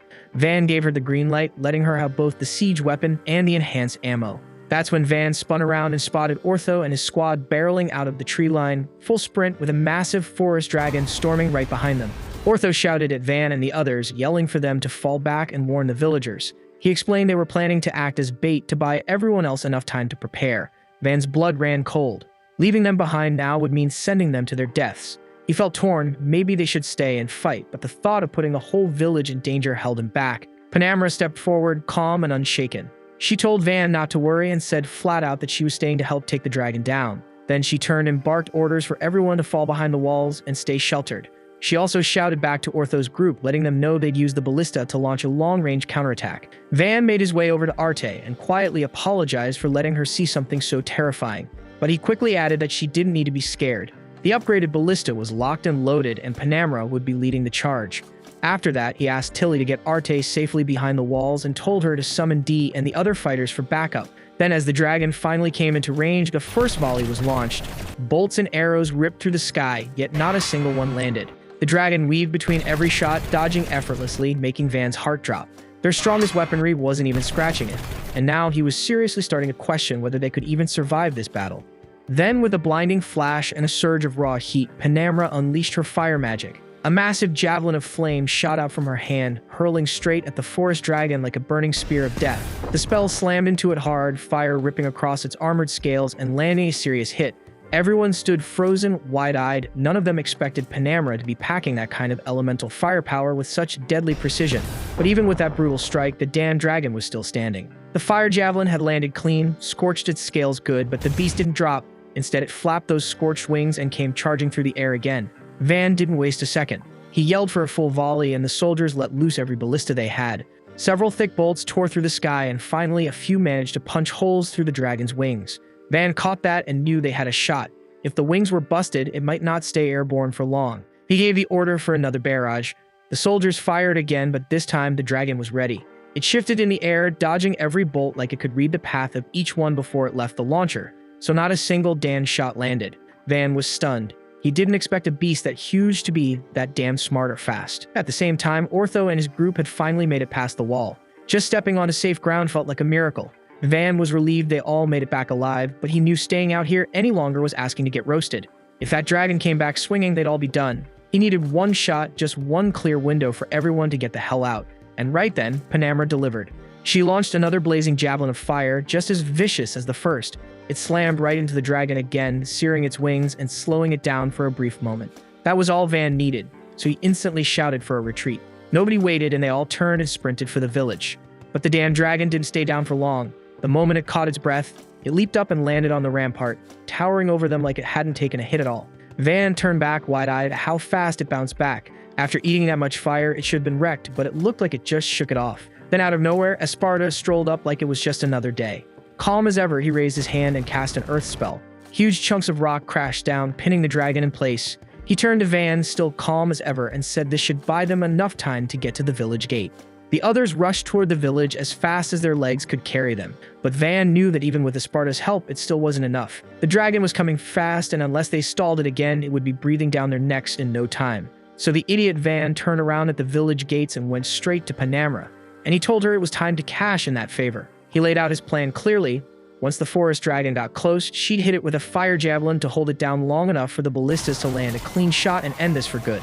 Panamera was all in, but when the dragon finally reached the edge of the village, the ballistas still weren't ready. The bolts hadn't been fully loaded yet, and they needed just a little more time. Right then, D and his crew charged out into the open field, weapons in hand, custom high-grade gear Van had forged for them himself. Their mission was simple: buy a few more seconds, and they didn't hesitate. They faced off against the beast, knowing full well they couldn't beat it. The dragon overpowered them in no time, but their brave stand slowed it down just enough. They pulled back to the village barely in one piece, but they'd done their part. Van didn't waste a second and gave the signal, and Panamera instantly launched her fire javelin, slamming it straight into the dragon and locking it in place exactly as planned. And at that same moment, the ballistas finished loading, so the soldiers fired and the massive bolts hit dead on, tearing into the dragon and dealing devastating damage. D moved in cautiously to check if the thing was finally down. It looked lifeless until one of its eyes suddenly snapped open. D didn't flinch, and he reacted fast, raised his sword, and with one clean swing, took the dragon's head off. And just like that, it was over. Cheers erupted around the village. Soldiers and villagers alike shouted in victory, the weight of fear finally lifting. Arte came running up to Van, asking if he was okay. Van nodded and told him he was fine. Then Panamera walked over and gave Van credit for coming up with such a sharp plan at the last second. She admitted something too, that this village, these people, they weren't normal. No regular village would lasted against a forest dragon, let alone beaten one. Most would have been torched to ash without even getting a chance to fight. Putting that aside, she told Van they needed to hold a proper dragon slayer ceremony for D and the others. They were the ones who landed the heavy hits, and D was the one who finished it. By tradition, the one who lands the final blow earns the title of Dragon Slayer. Van didn't argue, and he agreed completely. Soon enough, the villagers gathered in the open square for the ceremony. Everyone came out to honor the ones who had risked everything to protect them. Cheers filled the air as Panamera stepped forward and began recognizing each fighter one by one. She praised their courage, their grit, and their refusal to back down even when the odds looked hopeless. Then at the very end, she called Van to the front. She said flat out that if it weren't for his sharp thinking and clever strategy, none of them would even be standing here. The crowd instantly roared with applause, shouting his name in celebration. As Panamera watched Van standing there, she couldn't help but reflect on her own journey, starting way back from her days as a low-tier knight. She had been born into a proud family of royal knights in the capital, with generations of loyal service behind them. The moment her strong elemental magic surfaced, the county swept her away for military training. From then on, her path was brutal, strict discipline, intense drills, non-stop expectations, but she pushed through it all. And by 16, she had already earned the title of squad commander. She led her troops into countless battles, racking up victory after victory. Her name gained weight, and with each success, her status rose. And eventually, she was awarded noble rank. And after 6 straight years of service, she stood among the few who'd been elevated to the title of Viscountess, personally recognized by the king. Then at one point, she had a formal meeting with the Lord of Ferdinando.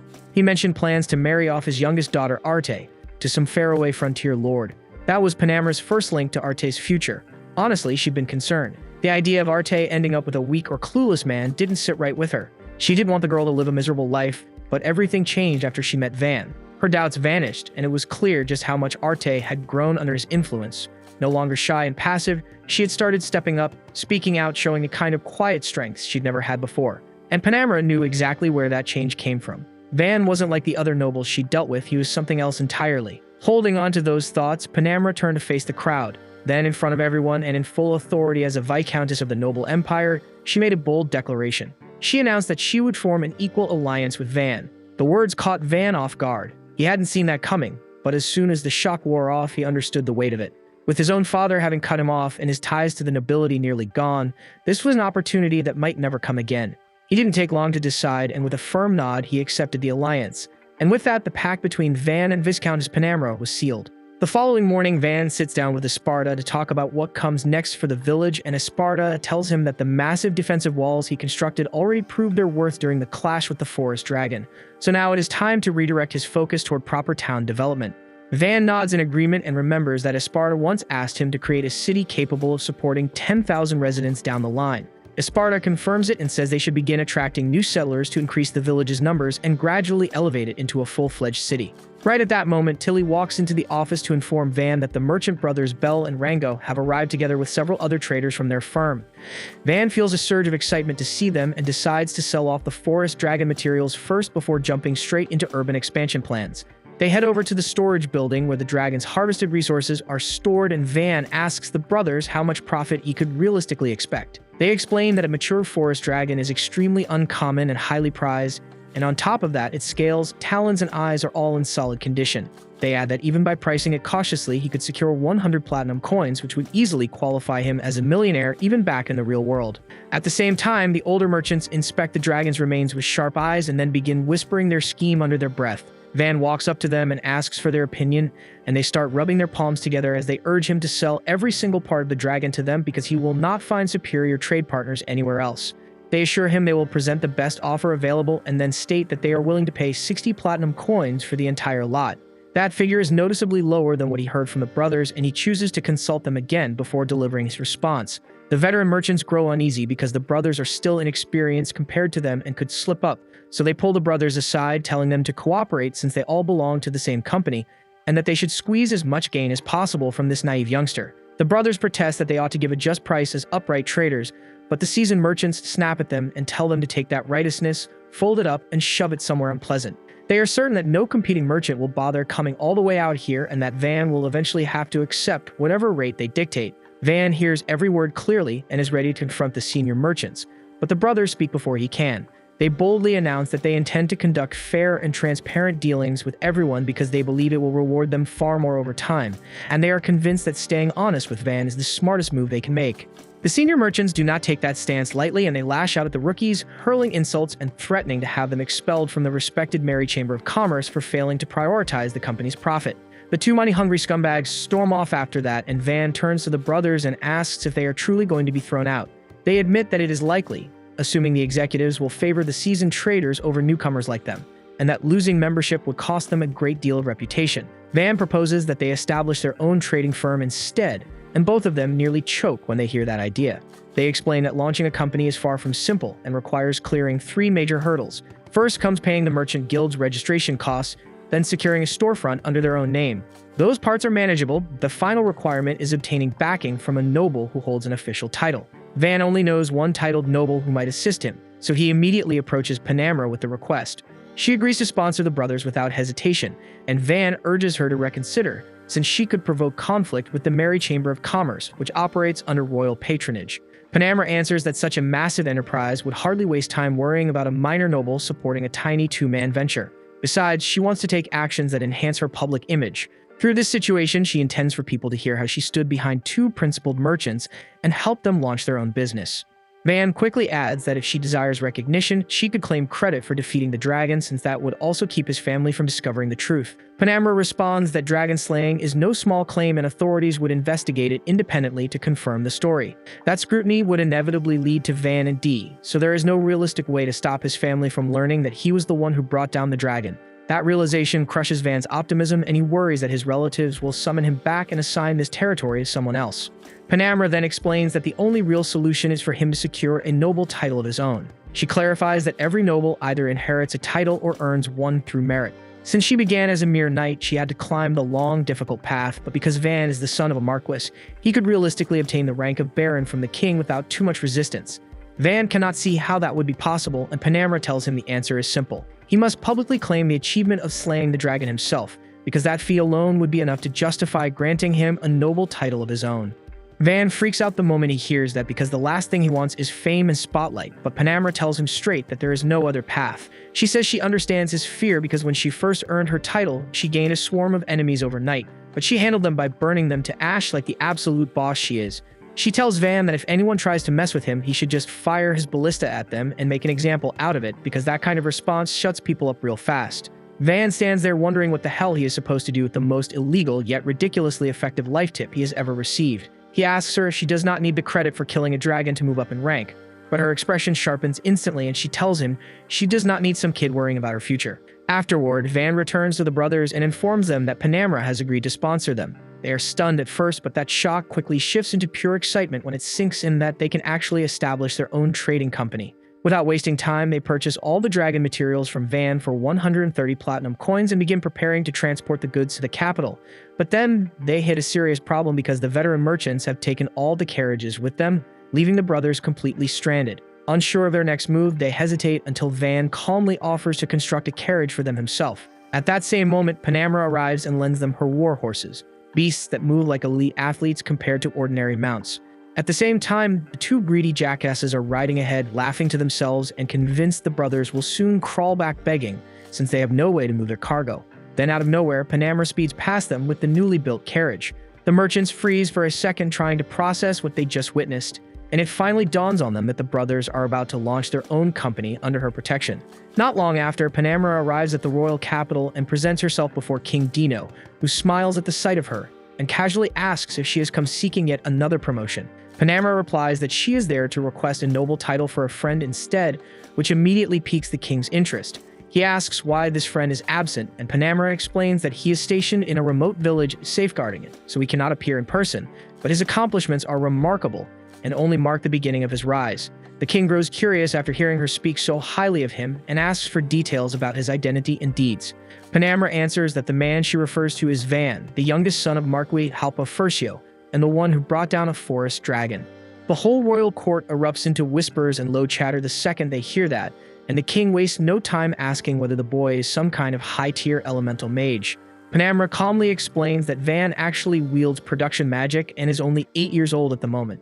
She then goes all in praising Van, describing how he arrived at the village only to find it under siege and how he drove off the bandits with just a small group of knights and adventurers backing him up. She also recounts how he used his production magic to rebuild the crumbling settlement into a full-fledged fortress before taking on a forest dragon and bringing it down himself. The king finds that story even harder to swallow, but Panamera presents a fang from the forest dragon as solid proof. She then invites King Dino to personally visit Van's domain, confident that once he sees it with his own eyes, he will have no choice but to elevate Van further and grant him additional land to govern. The king is intrigued by the proposal and ultimately bestows upon Van the title of Baron. Panamera then makes the announcement publicly to stir the crowd and spark talk about Van's accomplishments, curious to see how the ripple effects will unfold. Back in the settlement, Van redesigns the homes and constructs several new ones to make the place feel more established. He also erects 2 towering structures outside the perimeter, serving both as a symbol of a growing civilization and as watchtowers to monitor any approaching danger. Later, he chooses to eat lunch at the top of one of the towers with his companions, and afterward, they look down over the expanding town from above. Esparta then suggests that it is time to stop calling it a village and start referring to it as a town, proposing the name Van Town. Van gets irritated since he has no interest in turning his name into a label, but everyone else seems to love the idea. They then enjoy some cake baked by Tilly, made possible thanks to the ingredients now stocked in the store opened by the brothers. Right then, Kamsen spots a group gathered outside the gate, and Van heads over to see who has arrived this time. When he opens the gate, he finds a band of filthy and starving villagers asking for Cedo Village. Van turns to Esparta for clarification, and he explains that Cedo was the settlement's original name, even if it was never officially recognized. Van asks the weary newcomers what they are seeking, and they explain that they come from a nearby village burdened by crushing taxes, with no labor left because their lord conscripted all the young people into his army. They had heard rumors that this place had transformed rapidly and hoped to find some form of salvation here. Van realizes they are from Ferdinando County, with whom he shares strained relations. That makes him hesitate about taking them in as refugees, yet he cannot bring himself to turn away people in such desperate condition. After a brief moment of thought, he decides to welcome them into his settlement. He asks whether they would be willing to become his citizens instead, and their leader cautiously asks if he truly means to accept them, even though they have no money to contribute in taxes. Van reassures them that taxes are the last thing they need to worry about right now, promising to build homes for them and make sure they are properly fed. The villagers look around in disbelief, wondering if they somehow stumbled into heaven, and Van then asks how many people are left in their village. The leader answers that there are 300 in total, and Van immediately says he will dispatch adventurers to escort everyone safely here. The man's eyes well up at that, and he asks how they could ever repay such generosity. Van brushes it off modestly and mentions he will also send carriages to transport their belongings, but the leader explains that they own cows that can haul everything themselves. That catches Van's attention, and the leader adds that they have 10 cows thanks to the wide pasture lands near their village. Van lights up at the news because with cows they can establish a dairy in his town and finally enjoy a steady supply of milk and its many products. Not long after, Ortho and his companions guide the neighboring villagers toward Van's town, quietly questioning how this decision makes any sense. Pluriel snaps at them to quit complaining and concentrate on the job, so they spread out and begin reassuring the weary newcomers. Ortho walks beside an exhausted woman who admits she opposed moving somewhere even more remote than their old village. Ortho concedes her point about geography, then reassures her that the place they are heading to is nothing short of paradise. Before long, they reach the town where Van has arranged a barbecue to greet the drained and discouraged refugees. The newcomers can hardly believe they are being served such flavorful food and begin devouring the grilled meat with tears streaming down their faces. After eating, several of them approach Van to ask if there is work available because they want to earn their keep. Van quickly understands they fear being thrown out if they do not contribute, so he tells them they can help manage the shops he is establishing and assist with farming the land. The villagers say they know how to tend fields but have no experience running a business. Van assures them they can leave the complicated matters to educated individuals and simply handle what they are capable of. At that moment, the village chief steps forward to greet the guests and declares that Van has transformed their lives for the better, and now they want their new neighbors to share in that prosperity. The refugees are already deeply moved, yet Van still has one more surprise. He presents cake made with milk from their own cows. He tells the new residents that their future will only improve as he grows the settlement from a town into a city. And for the first time in a long while, everyone feels like they are finally living instead of merely scraping by. Life in Van Town has been steady and serene, and all the major construction efforts are finally complete. The streets are paved, the homes are restored, and the whole place looks sharper than ever. Because of that, Esparta decides it is the ideal moment for Van to get back to his lessons. He thinks Van has ignored his studies for far too long, but Van strongly disagrees. In his mind, he has earned a serious break after grinding so hard for the town. He wants space to unwind, breathe, and actually enjoy life a little. To him, cracking open books right now just feels plain wrong. Out of nowhere, Ortho and his crew suddenly appear. They look uneasy, and they rush to apologize to Van and explain that they accidentally uncovered the entrance to a dungeon near the village. This is exactly the kind of thing nobody wanted to deal with. Esparta immediately turns grave. If the dungeon entrance has truly been discovered, they have to inform the royal capital at once. It is critical information and cannot be brushed aside, so he proposes dispatching a messenger without delay. Van starts thinking it through carefully, and if word about the dungeon spreads, adventurers from all over the Empire will flood into his town. The peaceful village will turn loud and overcrowded. Even worse, his father could catch wind of all the progress Van has made. If that happens, his father might reassign him to another village yet again. Ortho and his team feel ashamed for stumbling onto the dungeon, and they are afraid they have created a mess. Still, Van tells them not to carry the blame. Now that the dungeon has been revealed, there is no way to conceal it. Van remembers that Zara, the scout of Ortho's party, was the one who located the dungeon. For that reason, Van asks Zara to head to the royal capital and deliver the report. Ortho and the others admit Zara is the best fit for the task, but they still insist on accompanying him since he is their teammate. Van has another idea, and he instructs the rest of the group to remain near the dungeon and collect further details about it. He adds that there will be a gold reward for completing the job. The instant they hear about gold, their hesitation vanishes, and they cheerfully send Zara off by himself, wishing him a safe journey. Zara is also granted a personal reward from Van, a short blade forged from mithril. Mithril is an incredibly rare and costly metal, so the weapon is priceless. Zara accepts the assignment with pride. Now the others even regret not being chosen, but Zara refuses to trade places. With everything decided, they all move out toward their separate objectives, and Van wishes them success. As Zara rides through the wide plains toward the royal capital, he keeps glancing at his new mithril sword with admiration. Just then, he notices a carriage lying overturned. Surrounding it are several massive orcs, each standing close to 8 feet tall. Under normal circumstances, facing enemies like that alone would be risky, but with his new mithril blade in hand, he feels confident, and he rushes straight into the fight. The sword slices cleanly through the orcs, and before long he brings them all down with surprising ease. After the battle comes to a close, a young woman slowly steps out from where she had been concealed. She introduces herself as Flameria, and she looks genuinely impressed by Xara's ability and assumes he must be some well-known adventurer. Xara modestly explains that he is nothing more than a regular traveler who simply happened to pass through. Flameria expresses her gratitude for rescuing her, then mentions that she intends to make the long journey back to the royal capital on foot and begins to say her farewell. Xara stops her and tells her that he is also heading toward the royal capital. He offers to let her ride his horse so they can make the trip together. Flameria hesitates because she does not want to burden him any further, and she feels he has already done more than enough by saving her life. Still, Xara assures her that it truly is no inconvenience. Before she can protest again, he carefully lifts her onto the horse. Just before they set off, Xara asks where exactly she plans to go once they reach the royal capital. Flameria explains that her father had once held the title of Baron, but he was killed during a dispute. After his passing, their territory was seized by others, and with her home gone and her title stripped away, she has no option but to seek employment. So she is now traveling to the royal capital to work as a maid in a noble household. Xara listens closely, and once he understands her circumstances, he realizes that she now has the freedom to decide her own future. Then he makes an unexpected proposal. Rather than going to the royal capital to serve as a maid, she could move to Van Town instead. He explains that the town is expanding rapidly, and there are plenty of opportunities available, and he reassures her that it is secure and properly guarded. Flameria feels deeply moved by his generosity, and after taking a brief moment to think it over, she accepts. She thanks Xara earnestly and chooses to follow his advice. At the same time, back in town, Van is already making preparations for what lies ahead. With the dungeon newly uncovered, he knows that adventurers from all over will soon start pouring in, and the peaceful atmosphere will not last much longer. To handle what is coming, Van forms a strategy. He decides to construct an outpost near the dungeon entrance, and the purpose of this outpost is to regulate the movement of adventurers and maintain stability. Van also intends to appoint Esparta as the governor of the outpost, believing he has both the discipline and the competence for the position. Furthermore, he plans for Dee and his companions to act as the chivalric order, ensuring safety and guarding the region. The construction of the outpost begins without delay, and the project moves forward efficiently, with everything remaining on track. Observing the consistent pace of progress, Van calculates that the outpost should be finished in roughly a month. Before long, Xara arrives back in town accompanied by Flameria. Van notices the unfamiliar young woman and asks about her identity. Flameria courteously explains that Xara rescued her from orcs along the road.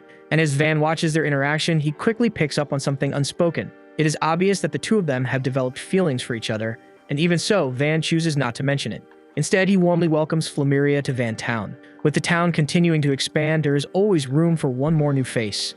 Out of nowhere, a massive wave of adventurers appears, galloping toward the town on horseback. For a split second, Van's heart nearly jumps out of his chest as he wonders if some kind of catastrophe is about to hit. Xara quickly waves off his panic and tells him to calm down. It is not an attack, just adventurers heading over to scout and grind inside the dungeon.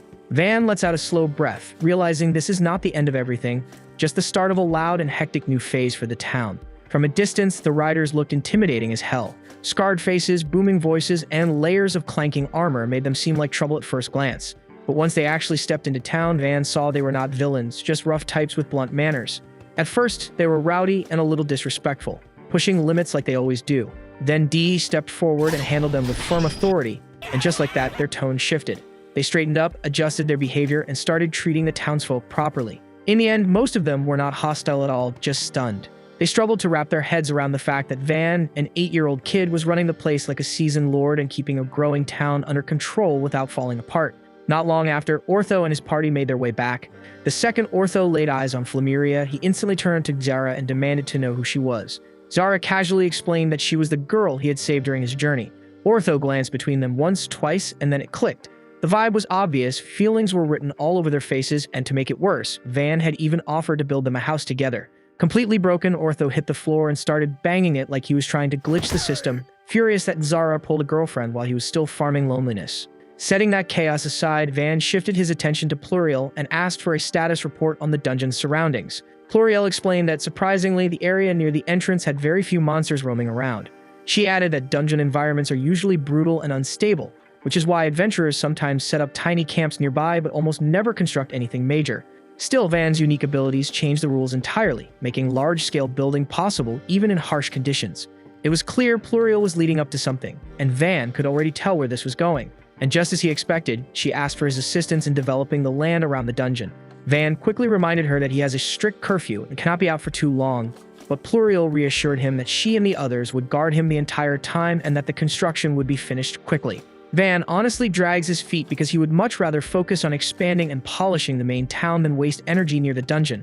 Trying to dodge the responsibility, he throws out a list of absurd, over-the-top demands, presenting them as non-negotiable conditions before he would even consider helping. To his disbelief, Pluriel agrees to every single one without blinking, and she calmly announces that they can start first thing tomorrow.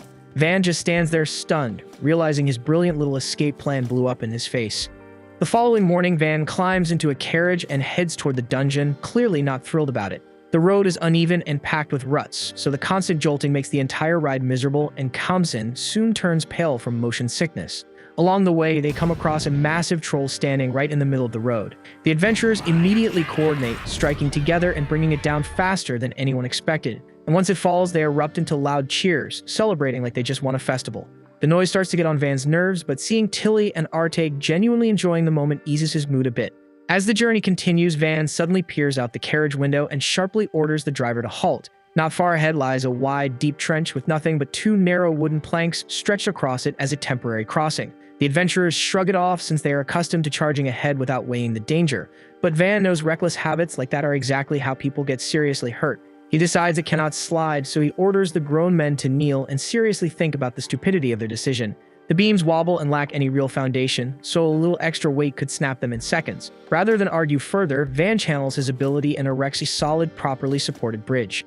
And once it is complete, everyone passes over without incident. When they finally arrive near the dungeon, Van immediately begins organizing what needs to be done, and he understands the adventurers require a structured headquarters. His first move is constructing a massive gate to seal off the area and stop monsters from wandering out.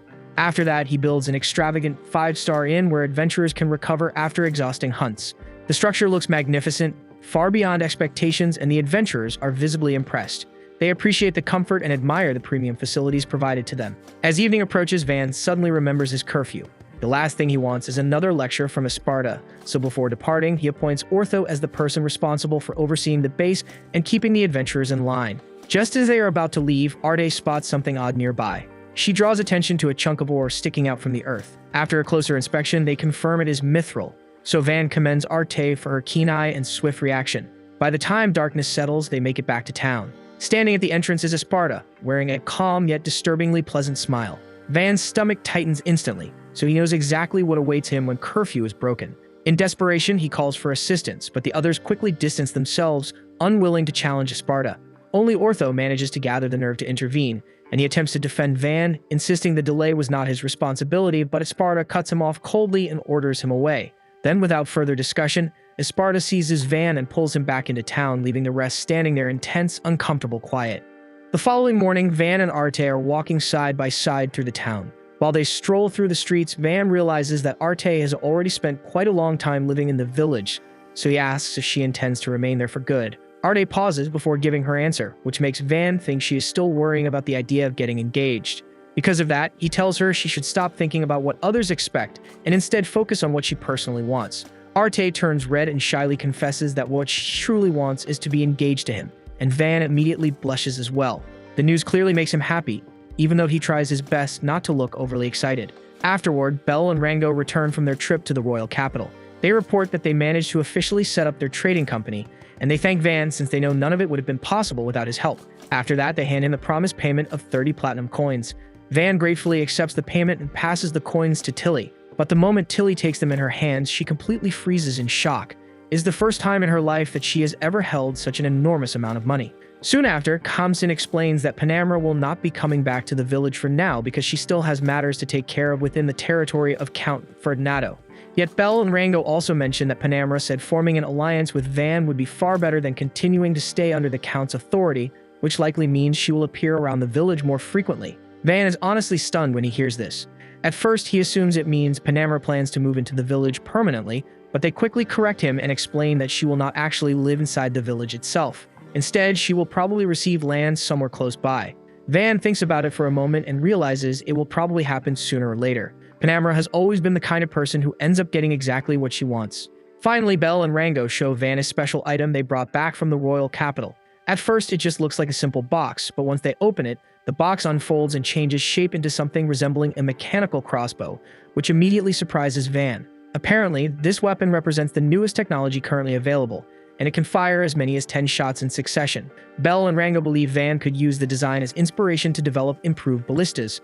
Van becomes excited right away and begins imagining all the potential uses, and after carefully studying the mechanical crossbow for a while, he quickly recreates it using one of his cubes. However, after testing the replica, he soon notices that his copy is not perfectly accurate. Noticing that, Arte realizes that even someone like Van is not perfect. Even he can stumble and mess things up. Van lets out a quiet laugh and tells her that he actually fails at plenty of things. Aside from his production magic, there really is not much he thinks he is especially good at. Arte is caught off guard by that because she always believed Van was the kind of person who could handle everything flawlessly. Van then asks Arte about her magical aptitude, but the question makes her uneasy and she pauses before answering. Tilly notices the tension on her face and gently tells her that she does not need to say anything if she would rather keep it to herself. Van would never pressure her. Arte says it is alright and eventually admits that her aptitude lies in marionette magic. Van immediately understands the situation because marionette magic is often dismissed and looked down on, which explains why Arte felt embarrassed about it. Since Van has never actually seen marionette magic before, he asks her if she could show them how it works. Marionette magic mainly revolves around controlling puppets, so to make it easier for her, Van quickly creates a puppet from one of his blocks and asks Arte to demonstrate her capability. Arte channels her magic into the puppet and starts guiding its movements as if the figure had its own life. Van is instantly amazed by what he sees. Without thinking, he pulls Arte into a hug because he can already recognize the incredible potential hidden within her power. Tilly also notices how promising the ability is. Realizing that Arte can make puppets move with elegance and charm, she suggests putting together a small puppet show for the villagers. She believes the townspeople would love watching it, and she even adds that Van could craft another puppet using the mithril aura Arte discovered the other day. Even so, Arte still seems uncertain, and she quietly says that her magic was never meant to entertain people. Van calmly tells her that he once thought the same thing about his own power. His father even labeled him a failure simply because he possessed production magic. Yet that same production magic is what allowed him to help the village and bring joy to the people living there. At that moment, something finally clicks for Arte. Until now, she has always believed she was useless and had no worth. She truly thought she lacked any meaningful talent. But after realizing that Van once carried the same doubts and still managed to move past them, her perspective slowly begins to change. She tells herself that if Van could push through his insecurities and succeed, then she should be able to do it as well. And for the first time in her life, a faint spark of confidence begins to grow inside her. At night, the villagers gather in the town square. They quietly talk among themselves, puzzled about why they were summoned there in the first place. Nobody understands what is happening until Van steps forward and announces that Arte will be performing a show for everyone. A life-size puppet is then brought out and set in front of the crowd. Arte takes a slow breath and begins to channel her magic. Little by little, she makes the puppet bend forward in a bow, and the villagers instantly realize it's marionette magic. Some of them immediately recall that long ago, certain individuals once attempted to attack the royal family using this exact type of magic. Quiet whispers ripple through the crowd, and Arte hears them clearly, so she starts to think that the villagers are judging her and looking down on her. Van instantly notices the expression on her face, and he can tell that Arte is feeling extremely self-conscious. He understands that she is anxious about what people might think of her after the performance. She suddenly feels small and vulnerable, as if every person in the square is staring at her, ready to criticize her. For a brief second, the thought of running away crosses her mind, but instead of fleeing, Arte steadies her breathing, gathers her courage, and keeps going. She moves with careful grace, directing the puppet through a flowing dance. The puppet begins to appear almost alive as it mirrors her motions. The entire crowd watches without making a sound. The lifeless figure now moves with beauty and elegance, as though it carries a soul within it. Van once again realizes just how remarkable marionette magic truly is. It holds the ability to give motion and expression to objects that should never move at all. When the dance finally comes to an end, Arte slowly turns around to face the villagers, preparing herself for harsh criticism and cruel remarks. She expects rejection and anger because of the magic she revealed, but instead the villagers suddenly erupt into loud applause, and some of them even call out, asking her to perform once more. Van walks over to her and tells her that she succeeded, and the fear she had been carrying for so long finally fades away. Filled with emotion, Arte runs straight into his arms and thanks him. She tells him that he helped her realize something important, that the strength she needed was always inside her. She simply needed someone to help her recognize it. The following morning, Panamera heads back from the royal palace. After spending some time speaking with Arte and Van, she cannot hide her surprise. It is obvious that Arte has changed dramatically since the last time they met. There is a strong sense of confidence in her now, and it is obvious that Van has played a big role in her growth. Panamera asks Van what kind of trick he used to bring about such a change, and Van simply explains that Arte never lacked talent in the first place. What she lacked was faith in herself, and all he really did was help her realize just how extraordinary and powerful her magic actually is. Panamera is clearly impressed by his response, but she suddenly remembers the reason she came in the first place, so she quickly tells Van to kneel because His Majesty has arrived, and Van immediately drops to one knee without any hesitation. He is then introduced to Dino, the King of Scuderia, along with the King's Chancellor Aperta. King Dino informs Van that he has officially been granted the title of Baron, placing him among the lower ranks of the nobility. The king advises him to serve the nation with loyalty and to always act in the best interests of the country. Other than that, Dino mentions that he heard Van had discovered a dungeon somewhere in this region. He says that he will send people to investigate it later. Dino also heard that a forest dragon had been defeated here. Because of this, he personally came to confirm the story for himself. He asks Van to explain honestly and in detail what exactly happened. Van agrees, but he warns the king that the story may sound a little unusual. He worries that it might come across as unbelievable, so he asks Dino to keep an open mind while hearing it, and Dino has no issue with that and agrees. Van starts by explaining the village's offensive and defensive weapons. Aperta carefully studies the equipment, paying particular attention to the ballistas. He points out that while ballistas are useful for attacking enemies from long distances, they are not always practical for everyday use. Van does not fully agree with that assessment, and to demonstrate his point, he decides to show just how powerful the weapon really is. He orders Kamzin to fire one of the ballistas, and the moment it launches, it clearly reveals the incredible force behind the weapon. The king is visibly surprised because he never expected such destructive strength from something like that. What shocks Dino even more is when he learns that Van was the one who personally built every component used to create these weapons. He finds it hard to believe that a single person could design and construct all of this alone. To him, it almost sounds impossible. Van understands that his story might seem hard to believe, so he tells Dino that he will first explain how the ramparts around the village were constructed. Aperta assumes that it must have taken several years to complete such large defenses, but Van calmly explains that the entire structure was finished in no more than 4 months, and this revelation leaves both Dino and Aperta completely stunned. Afterward, Van guides them around the village, and as they stroll through the streets, the townspeople greet him with genuine warmth. Watching this, Dino comes to understand just how deep Van's bond with the villagers truly is. Dino is even more astonished when he spots a river teeming with apcalis. These creatures are incredibly scarce in the wild, and seeing so many gathered together in one place is an extraordinary sight. They press on with the tour, and Esparta shows how he shapes the land with earth magic to lay down a firm base for the wall. Then Van channels his production magic to transform that base into a sturdy rampart. The display leaves both Dino and Aperta utterly speechless.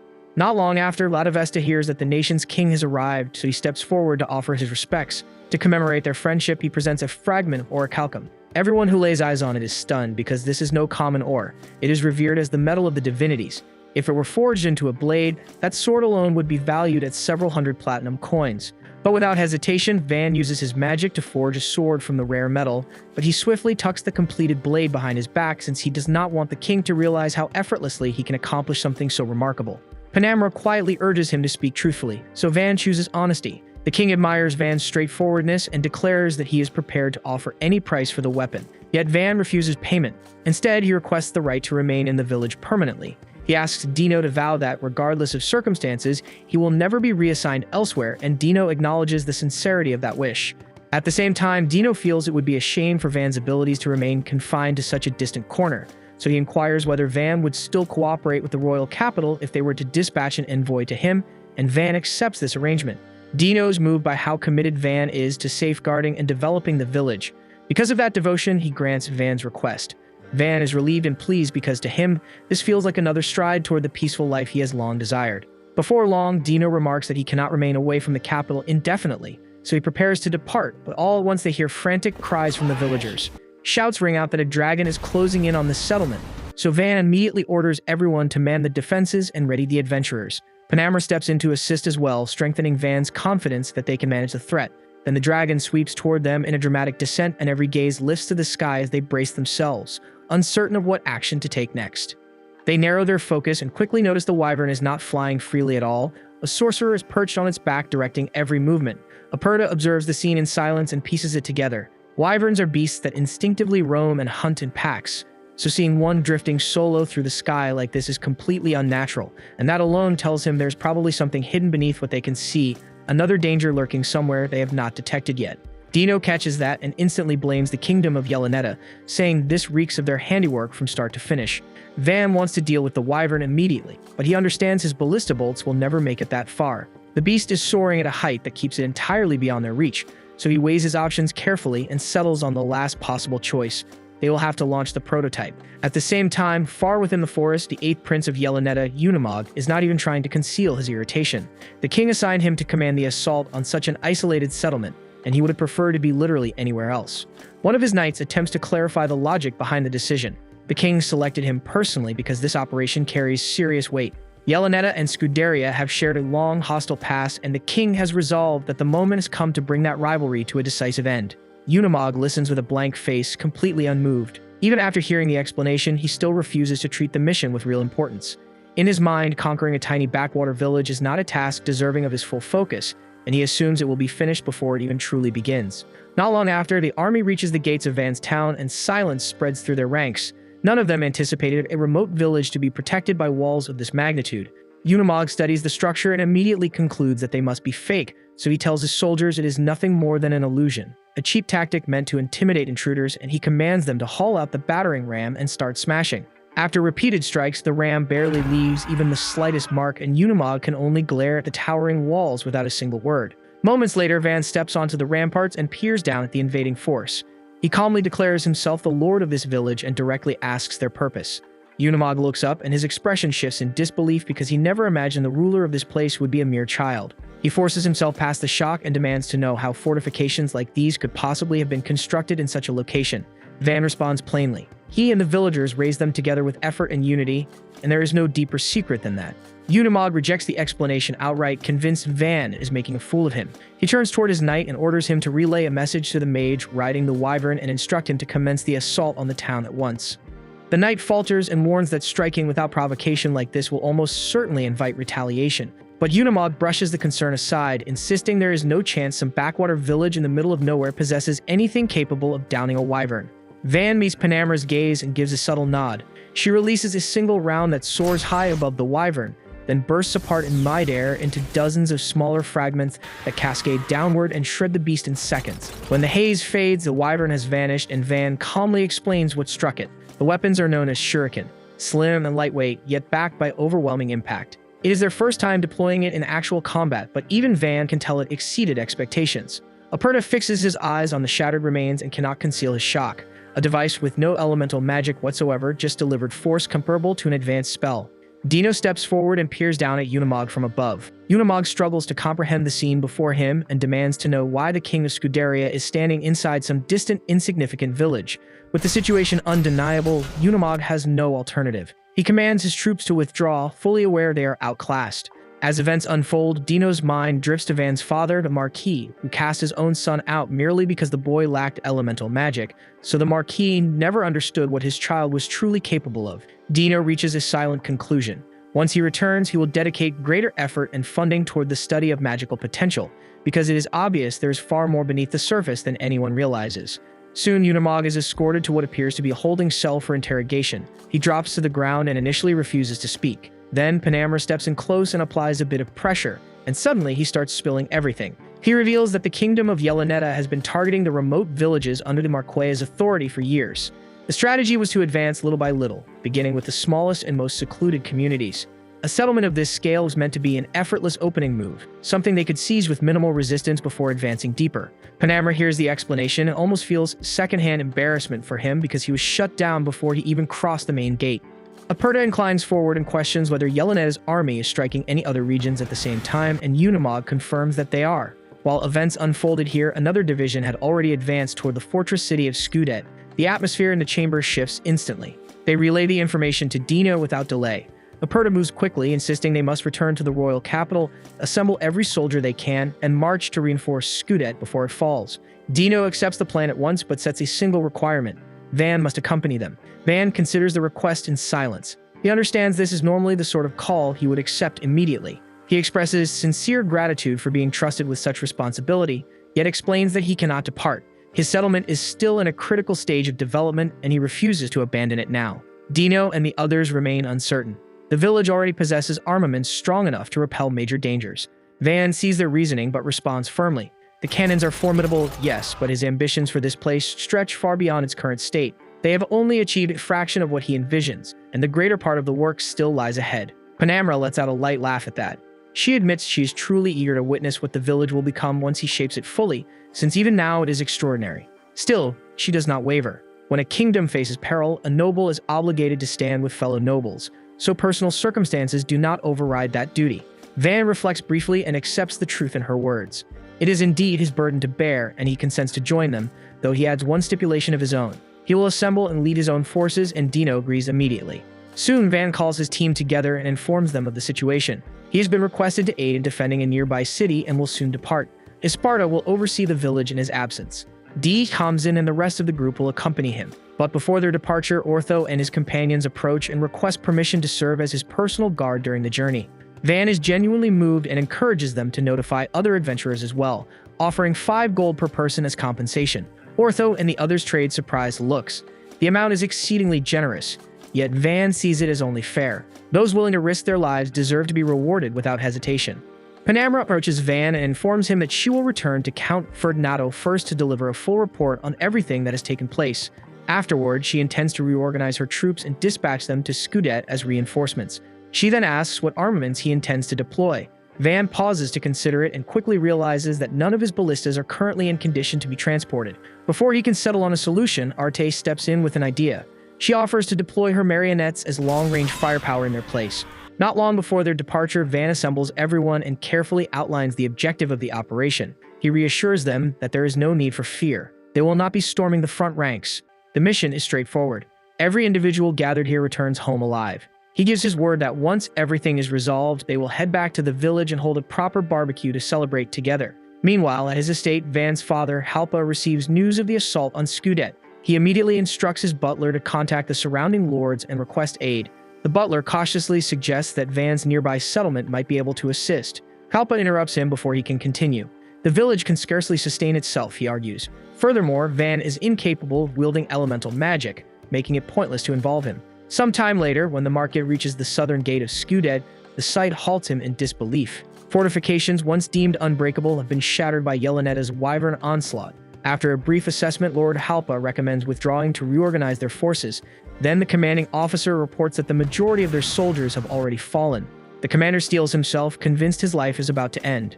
Yet when the enemy abruptly turns away and advances elsewhere, he remains frozen, unable to comprehend why they would abandon him instead of finishing the job. At the western gate, the reason becomes clear. One of Arte's marionettes sweeps forward in a precise motion, slicing through multiple wyverns in a single strike. From a secure position, Arte directs its movements. Those witnessing it are left speechless. Even Arte herself had not fully grasped the extent of the strength she commanded. Van quickly evaluates the battlefield and determines that diverting the enemy's focus away from the wounded soldiers will give them a chance to retreat, and they execute the strategy flawlessly. As Yelenetta's troops rush forward, Van's unit responds in seamless coordination and overcomes them with surprising ease. Then one of the wyverns peels away from the swarm and plunges straight toward Van.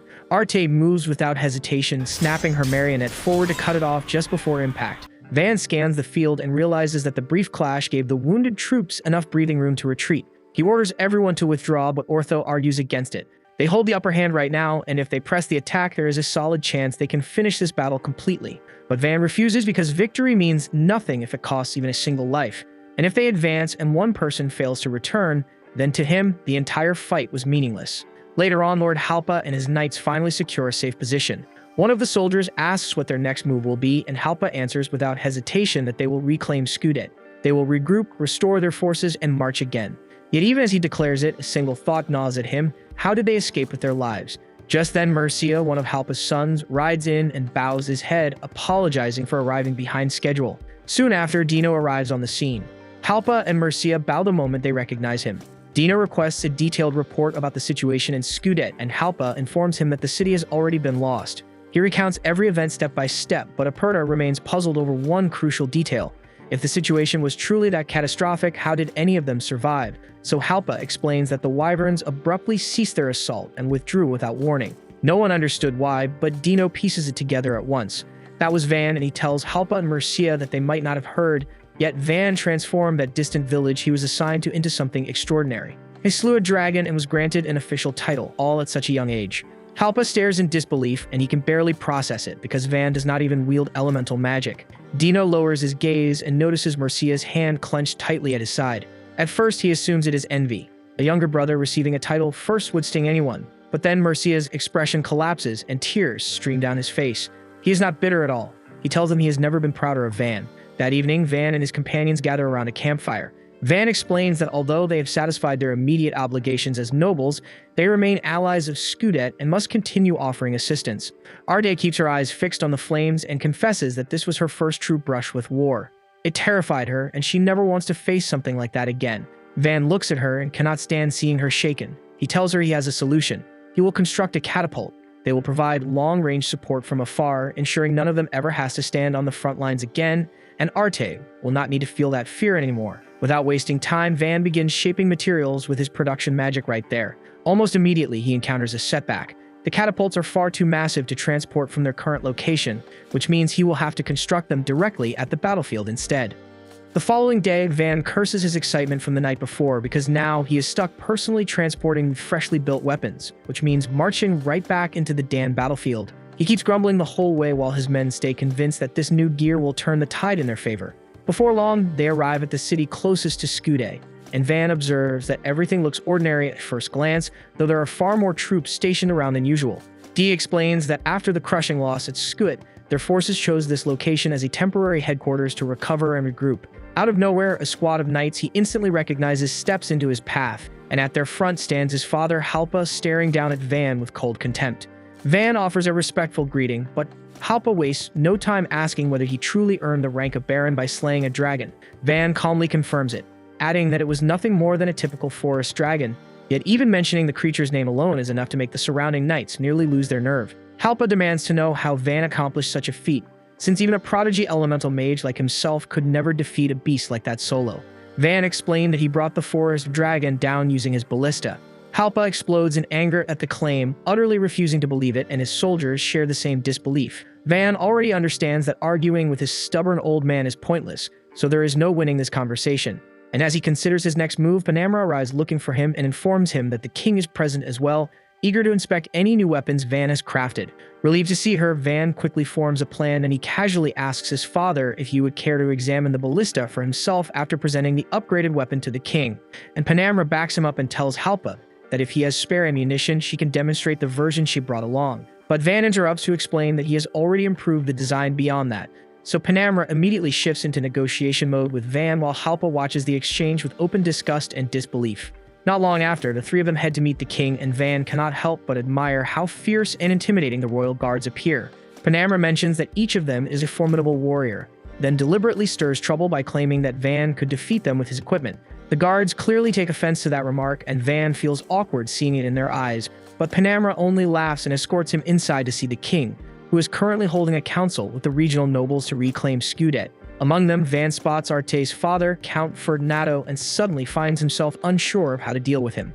Afterward, the king asks Aperta whether there's anything they need to be especially wary of, and he immediately launches into a long explanation about how the kingdom of Yelenetta has never managed to seize Skudet until now. This time, they pulled it off in a single day by deploying the Wyvern Squad along with those Black Sphere weapons that detonated and wrecked everything in range.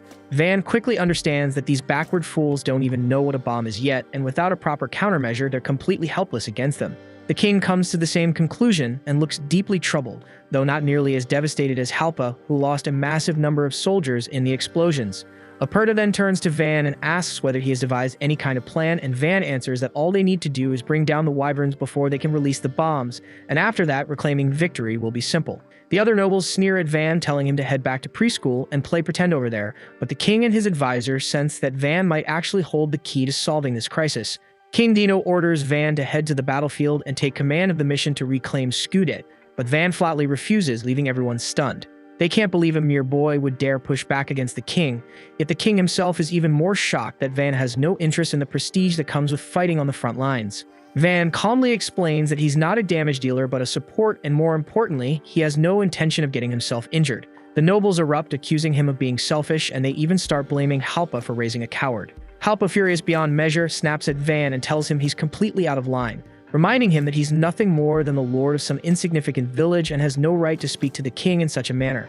Van fires back, saying none of the nobles present understand what it's like to defend a weak, isolated village, and at that moment, the king steps in. He tells Van to continue, but instead of revealing his tactical plan, Van begins describing the hardships he faced while protecting a tiny settlement without any support from his family. He explains that he has strengthened the village far beyond what it used to be, yet it remains small and would be crushed without question if the Yeleneta kingdom decided to strike it.